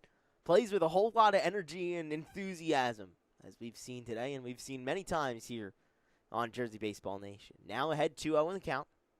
With Nault over on first, had the leadoff single, but since then, pair of strikeouts for Noah Hines. Sabino's just hoping that he gets his full at-bat. Yeah, last time was hit by a pitch. Almost got hit that time again. Holds the bat up even higher and smiles again. Has a quick laugh with the umpire. Has had a couple of times today where he's had to dodge a hit by pitch and still has gotten hit. Seems to be a ball magnet.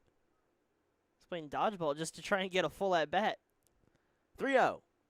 Upstairs once more. It's a 4-pitch walk issued to Angelo Sabino, and it's 1st and 2nd for the Dirty Birds once again. A position they've been in a bunch of times today. Been only able to capitalize once, though.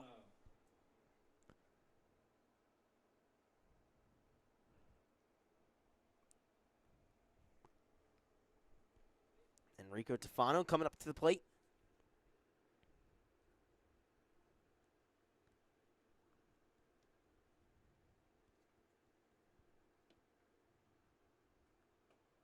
That one almost hits him as well. It skips away from Audebray. So everyone will advance 90 feet. Nault pulls into 3rd.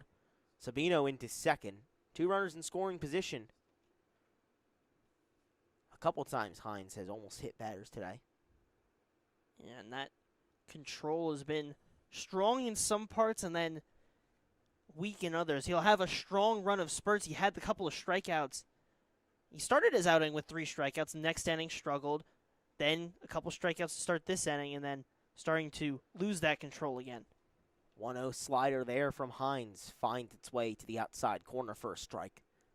Has had that breaking ball on a string today. Has done a really nice job with using it and being very effective with it as well. 2 outs and 2 runners on with a 1-1 count. Hines, the offer. In there for a strike. Catches that bottom half of the strike zone. Enrico Tefano questioning it, but that one's certainly a strike as it hits that bottom line. Chance to get out of the inning with runners in scoring position. 2 gone, 2 on. The 1-2 pitch from Hines upstairs. So Tefano stays alive to see another pitch. It's 2s across the scoreboard. 2 balls, 2 strikes, 2 outs.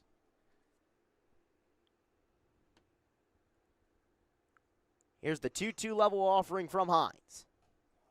That one in there for strike 3. Noah Hines is electric. Another strikeout. He struck out the side earlier today and gets everyone to go down on strikeouts here in the top of the 7th. Noah Hines doing everything that the Gens have asked of him, and Brian Meskill gives him a strong hug and a pat on the back for how strong he has been today. We head to the bottom of the 7th. Take your time to grab some Cracker Jack peanuts and stretch. When we come back, Gens trying to extend on their 5-4 lead in the bottom of the 7th.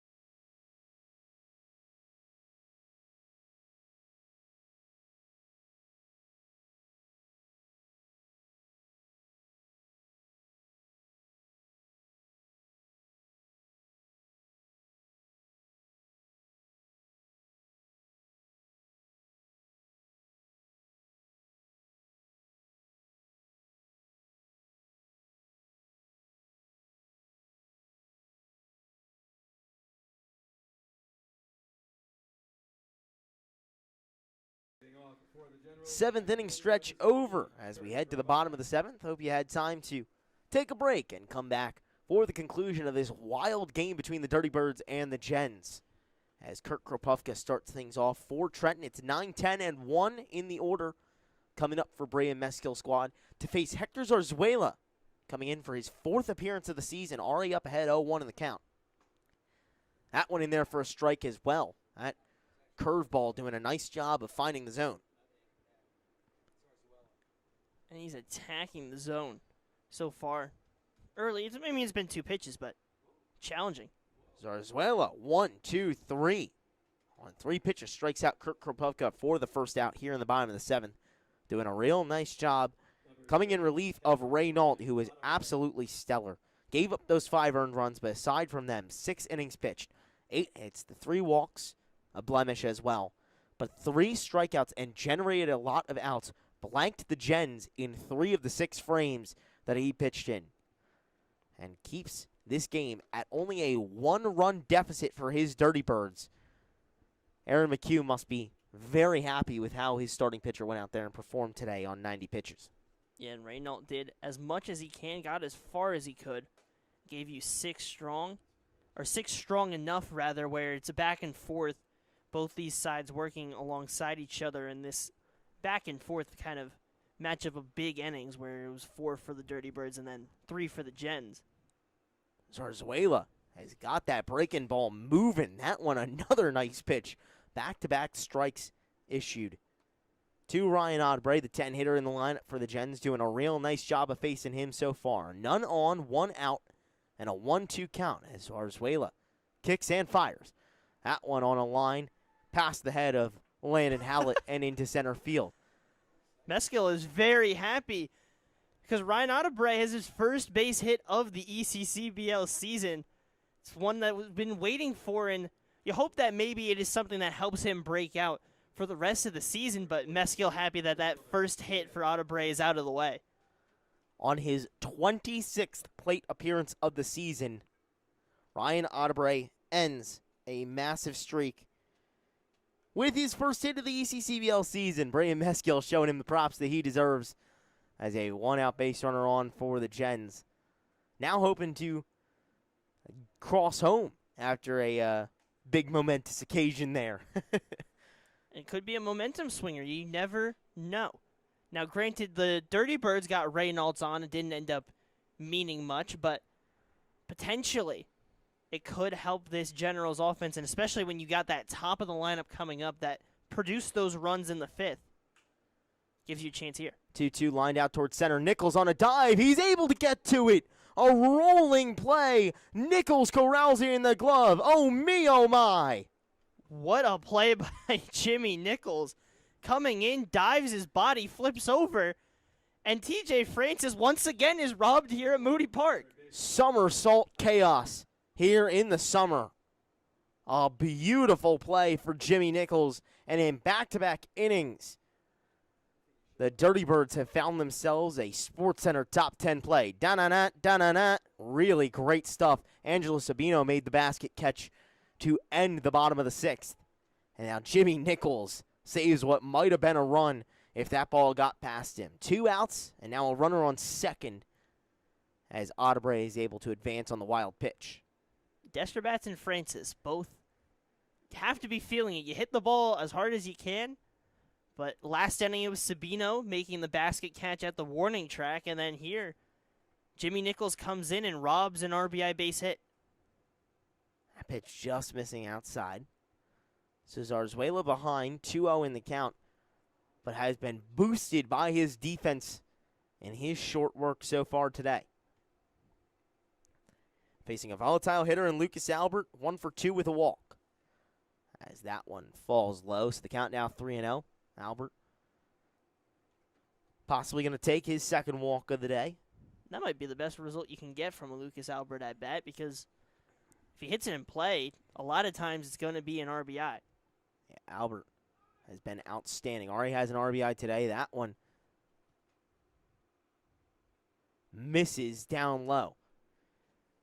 And Odbray stole third. Yeah, Odbray stole third on that ball 4 and is able to advance. Albert pulls into first with his second walk of the day. But a very important stolen base there, as we've seen how strong the situational hitting has been today for the Gens. They've had times this season where they haven't been able to capitalize as much. Today, doing a solid job of it, taking advantage of the opportunities that are given to them. Another one right here with runners on the corners and 2 outs. Done a great job to bounce back, and Albert's going to look to extend his lead, and that he will. Albert on the move, his 5th stolen base of the day. Came into this game just a few off the Generals record and has now far surpassed it.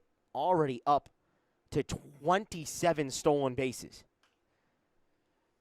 As the 1-0 popped up as trailing fell, and it will get out of play.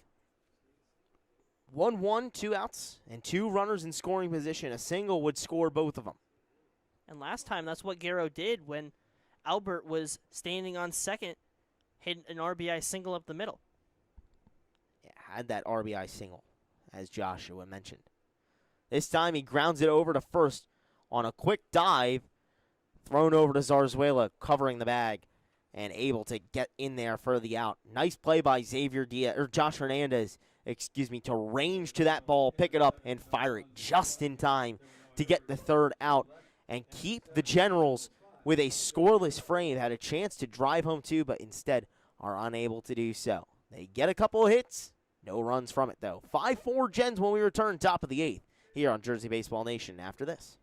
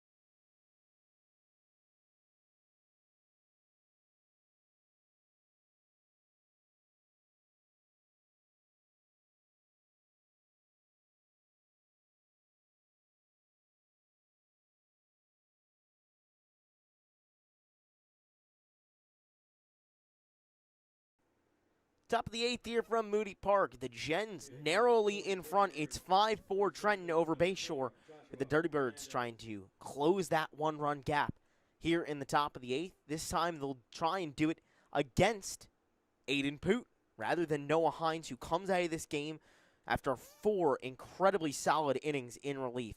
Only gave up 2 hits, no runs, as that one is scooped up at third by Albert and fired over to first in time for the first out. Hines, as we just mentioned, only gave up 2 hits, no runs, 1 walk, and 6 strikeouts on only 51 pitches to record 12 outs, and he was outstanding to now make way for Aiden Poot. Josh has the scouting report on him. He had an incredible year as a senior with Lawrence, had 104 strikeouts in the top 10 of New Jersey in that regard, and had under a 1 ERA until the final game he pitched, which was against Northern Burlington in the NJSAA Group 4, or I believe Group 4 Central semifinal against Northern Burlington. And that's where his ERA got over 1. But in the ECCBL, he's been strong in his outings. It's just some unearned runs that have been tagged to him that have hurt his outings. But he's been strong, and when he's confident, he's attacking the zone with that fastball. And he's using that slider, and it's such an easy motion. He gets up, he floats it down.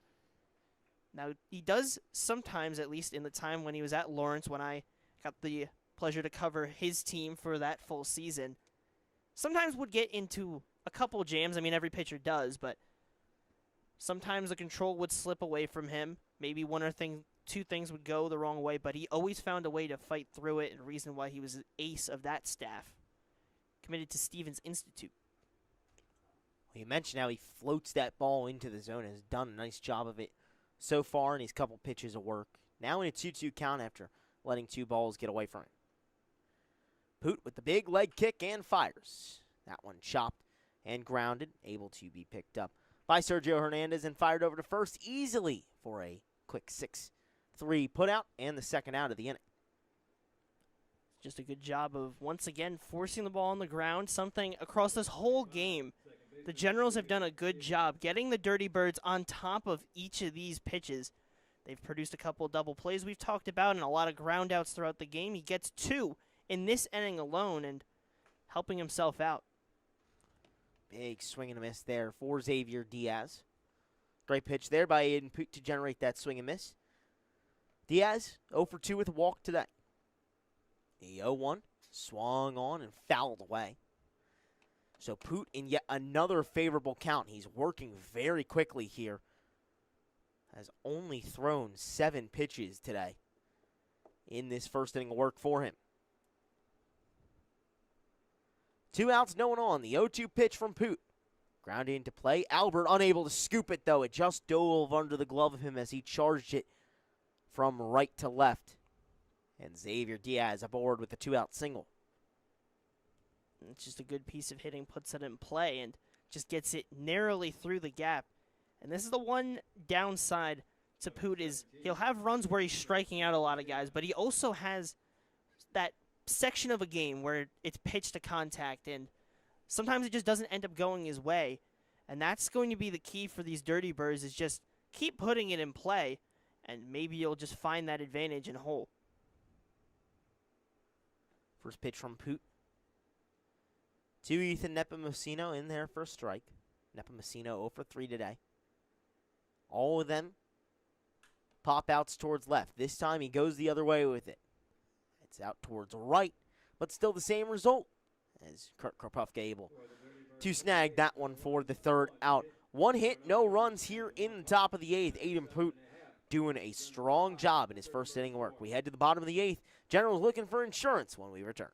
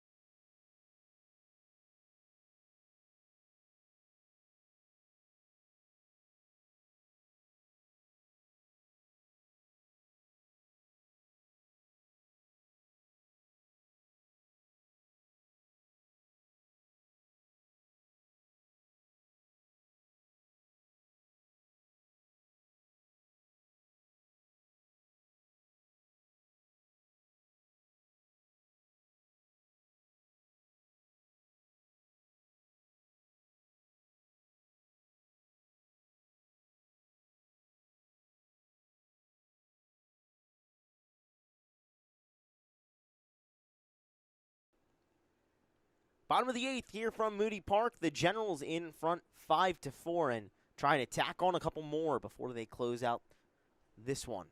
As Hector Zarzuela back out on the mound for his second inning of work. Warm-up pitch. Caught Messino a little bit off, hit him in the foot spot, and he'll get back set, but obviously still laboring through it. Yeah, it looks like he's really in pain as he was still grabbing at that foot as the pitch came in. Something to monitor as the final stages of this game continue. But nevertheless, back to action.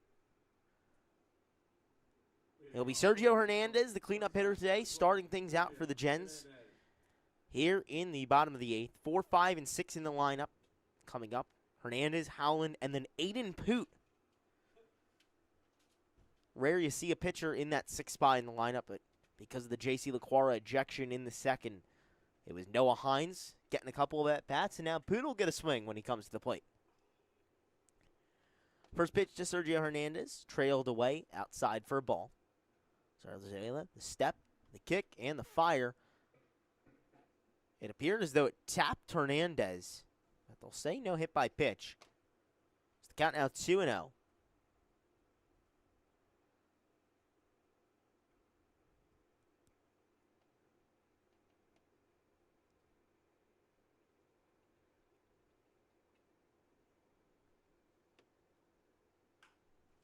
That one grounded through the gap in right field between Diaz and Hernandez. And it's a leadoff single for the Gens, courtesy of Sergio Hernandez, who's now 3 for 4 today with a trio, of singles. Doing a really nice job of getting the ball in play. And this time getting the ball the other way. Yeah, he's done a great job across the day, getting some good contact, and has been active on the base pass as well. Yeah, Hernandez often jumps around over on first. Has seen a couple of pickoff attempts thrown his way. We'll see if there's any from Zarzuela here.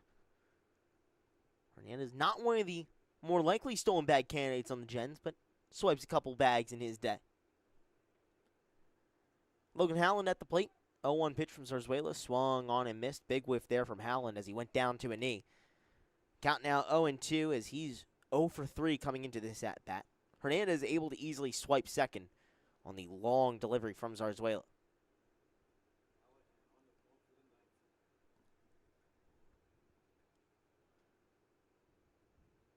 Oh, 2 from the tall righty. That one held off on by Howland. It gets away from Messino, though, and the wild pitch will advance Hernandez to third. So now with no outs, any ball in play should just about score Hernandez. That is a crucial sequence where he moves up 90 to second and then moves up an extra 90 after a stolen base and then a wild pitch.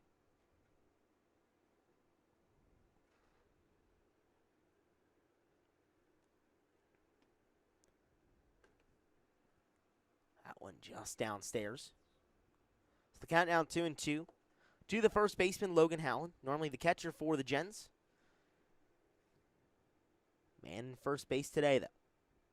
Hernandez over at third, no outs. In a 5-4 ball game where the Gens are in front by 1. That one hits Howland on the dome. Oh, boy.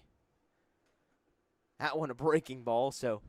Didn't hurt as hard. Yeah, but still, you could hear the noise it made doinking off the dome for Logan Howland. He shrugs it off, though. Takes off the gear and advances his way to first. Runners on the corners for the Gens in a quite unlikely way. And now Aiden Poot steps up to the plate. Of note, he played for the Lawrence Cardinals, who very good at bunting that team, and were always willing to do it across that whole lineup, including Poot. They were willing to bunt. He is a guy that hit. He was the starting center fielder when he was not starting for the Cardinals, but he kind of struggled in his senior year. His junior year, he hit 333, or hit over 300. His senior year, got the average up to 250. It wasn't a strong start, but the one thing is, despite that, he still produced 20 RBIs, and he had some of the most timely hitting, not only when other starters were on the mound, but especially when he was starting, he was able to help himself out and produce RBIs. That's right. Known hitter this time taking at bats as he fouls a second straight pitch off, this time to the backstop. It's the count now 0-2 to the pitcher, Aiden Poot. Hines and Poot sharing the same equipment, that yellow and black bat and the black batting helmet. I'm going to assume neither of them brought hitting equipment to Moody Park today. 0-2 from Zarzuela. Breaking ball just misses outside. Real nice pitch, but just trailed away a bit too much. Good pitch to try and get Poot to chase on, though. However, Poot was the wiser there. Zarzuela looks, kicks, and fires. The 1-2 is lined over to right field. That one drops just in front of Angelo Sabino, and it's an RBI single for the pitcher, Aiden Poot. You can hear the Gens hooting and hollering in the dugout, and he's fired up as well. A couple of head nods, a big smile as the Gens tack on another. It's 6-4 Trenton, and Aaron McHugh trying to talk things over with his pitcher, Hector Zarzuela. Hey, I told you. He's good for timely hitting when he's on the mound. And he did just that. He produces an RBI, extends that lead. And it'll be a pitching change. Yeah, that will do it for Hector Zarzuela's day. 28 pitches after he came in relief. One full inning of work. He's still responsible for first and second. Those runners on those bags. 3 hits, 1 run not earned, 1 walk, and 1 strikeout. 28 pitches, 15 of them for strikes. So he can come out with his head held high. However, still damage for the Gens to try and do. First and second with no outs in a 6-4 ball game where the Gens have already gotten 1 extra run of insurance when we return after this break.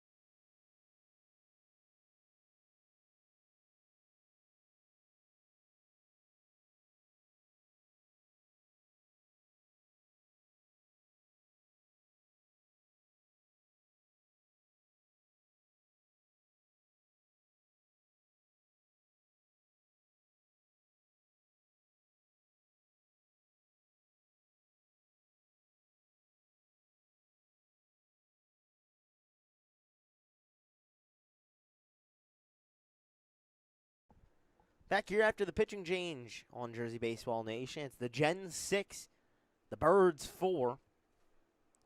As their 11th hit of the day tacks on an extra run of insurance and forces Hector Zarzuela into right field and brings Jimmy Nichols to the mound for Bayshore. We'll give you the new defensive alignment as things have changed quite a bit.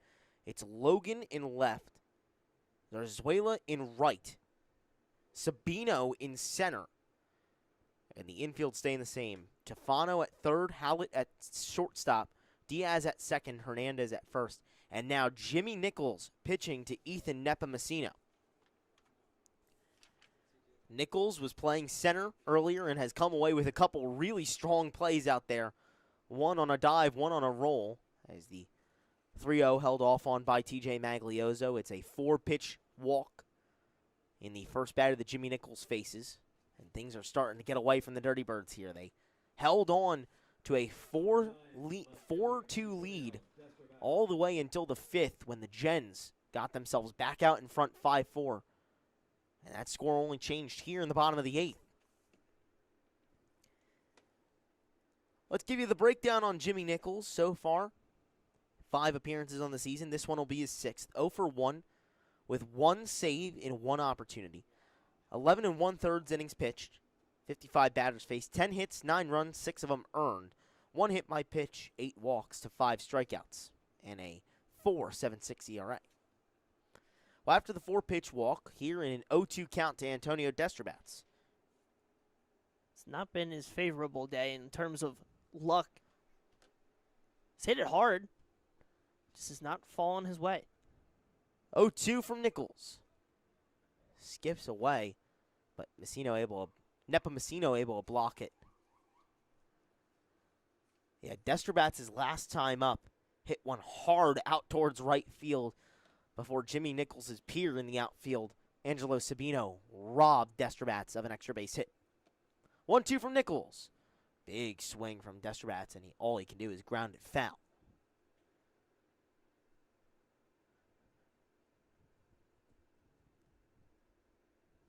So after the walk to Maglioso, the bases are juiced with no outs. It's 6-4 Trenton Generals, as they've already brought home one here on an RBI single from Aiden Poot. Trying to tack on more. Nichols kicks and fires. The 1-2. Popped up in the infield.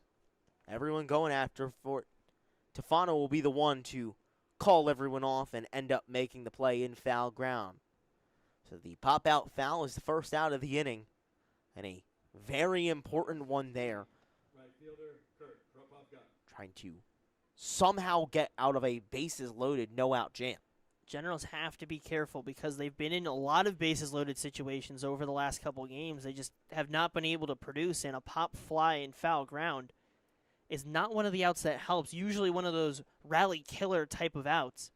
So you have to be careful. You have Kropotkin and then Adebre.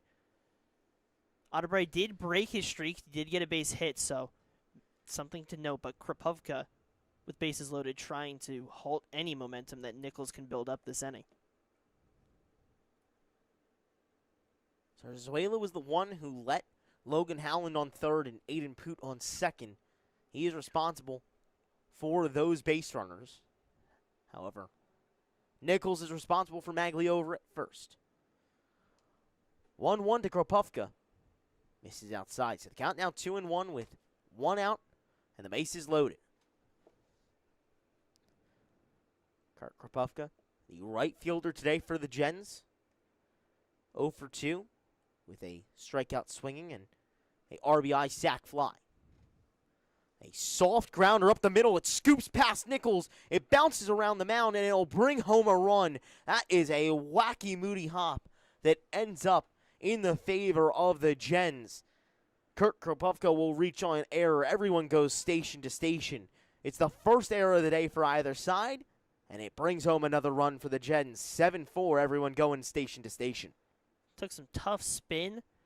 It's one of those where it's hit just in front, and it takes a weird kind of roll off the bat because it's not hit in a traditional sense where it's squared up with it.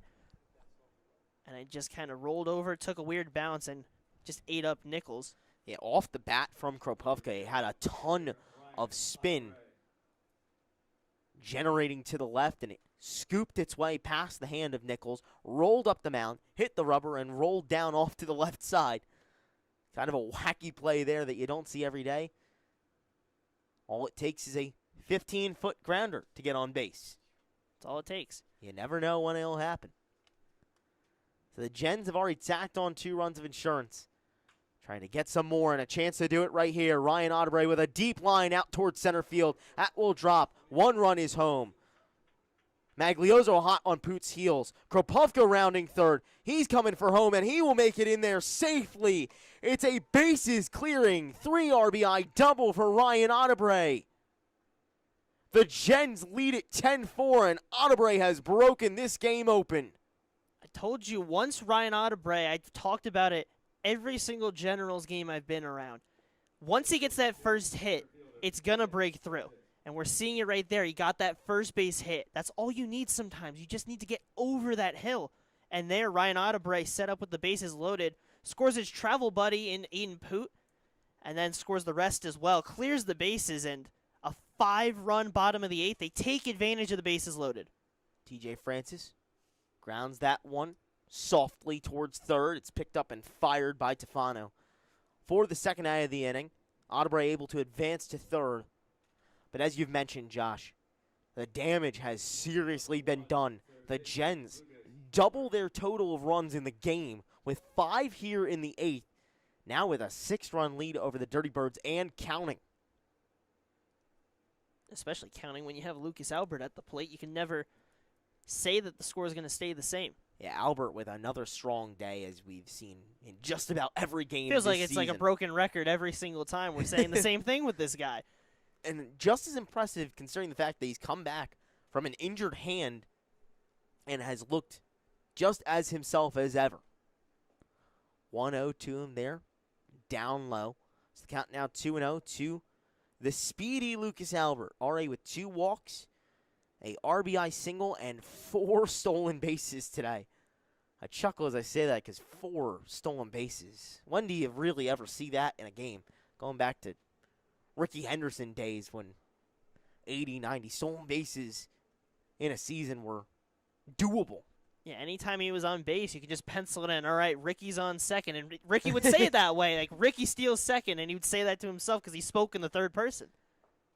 You have to imagine if Lucas Albert was sitting in the dugout in the same spot every time, he'd have a nameplate above him that just says the stolen base king of the ECCBL.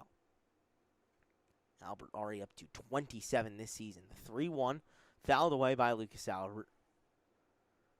And he's in a full count and still showing an exasperated face. He is someone who always expects results and expects a lot of himself. And that's the thing, is he has so much discipline. He's only struck out, I believe, it was 2 times we said. The discipline on this kid is incredible, and he works a walk. Payoff pitch in the dirt. It's a 3rd walk of the day. A hat trick of free passes for Lucas Albert, and runners on the corners with 2 outs, making way for Chase Guerra. Just a really strong at-bat. He found pitches he wanted to attack, but had the discipline to take some of those tough pitches, and then gets on base. And, I mean, the Generals have done everything they can in these big innings they've had, the 5th and the 8th. Been able to get guys on base and then get those big hits. Just continue to thrive as an offense. I mean, 10 runs on 12 hits is a day that you will certainly take, and one they needed so badly. Yeah, this is a Generals offense that has been stagnant and dormant at times. Really finding their way today with a 10-run output. That one is grounded past the outstretched arm of Josh Hernandez at first. It goes into right field. Otterbury will easily round third and come home. It's yet another run of insurance for the Gens as they now lead it 11-4 off another RBI for Chase Guerra. 2 RBI singles today. This top of the lineup is just thriving. TJ Francis, and then you have the typical Lucas Albert. Chase Guerra, though, really coming alive the last couple games, producing some RBIs and base hits. We've talked about how the top of the order has been so impressive. Here's another guy who's in that top 4 designation in the Generals lineup in Sergio Hernandez with a trio of singles today, 3 for 4. Has been hitting the ball really well. Another stolen base for the Gens. Big swing there from Hernandez. Coming up empty. Tyler Kimmick's got to be not happy with Braden Meskill because of the fact that they were in a battle for stolen bases, and Kimmick was the one that came up with the goal, and the Generals are just stealing bases left and right today. Yeah, the Gens have walked away with nearly double-digit stolen bases in the game, doing a really impressive job. Lucas Albert leading the way with 4 stolen bases. Another one there for Chase Guerra. He has 2 on the day. And everyone doing a really nice job of getting those extra bases and being really aggressive and digging in when they can. 0-2 to Sergio Hernandez. This one is hit deep towards left. It's going to drop for a hit. Logan with a big run to get to it. Albert is home. Guerra is home, and Hernandez will enter third standing. It's a 2 RBI triple for Sergio Hernandez, and this game is on full tilt. The Gens have taken complete control. It's 13-4, and Sergio Hernandez keeps the damage coming. They have jumped all over Jimmy Nichols, and I mean, that was as well hit as you can get. One hops over to the fence, and Hernandez was on his horse and makes his way easily into third. A big hit, and you're winning this game 13-4 right now. And back to that stolen base talk, they have 12 as a team. They have almost as many stolen bases as they have runs and hits. which is just as impressive considering how this offense has struggled at times.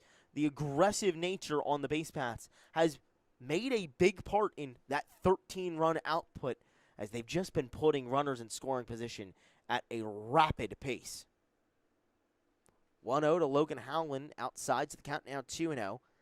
Howland 0 for 3 today with a hit by pitch as well and a trio of pop-outs. 2-0 from Nichols. Swung on and missed. Good breaking ball there that fooled Howland. It's all started to unravel for Jimmy Nichols, who was forced into a tough position his last pitching appearance against the Mammoths, where he gave up 4 earned runs. Nichols so far with 5 runs, none of them earned this time. And the Gens have batted around, and Hernandez has 2 hits in this inning alone. Unreal. Unreal. The 11th batter coming to the plate for the Generals. Here in the bottom of the 8th, where they lead it 13-4. Big swing and a miss there from Howland once again. So the count now full.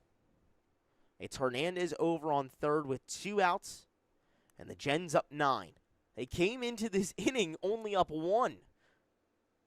The payoff pitch, lined out towards center. This one will drop, and this one will end the ball game. It's an RBI single from Logan Howland that scores Sergio Hernandez on third, and a 9-run bottom of the 8th inning seals a massive and crucial win for the Trenton Generals here from Moody Park.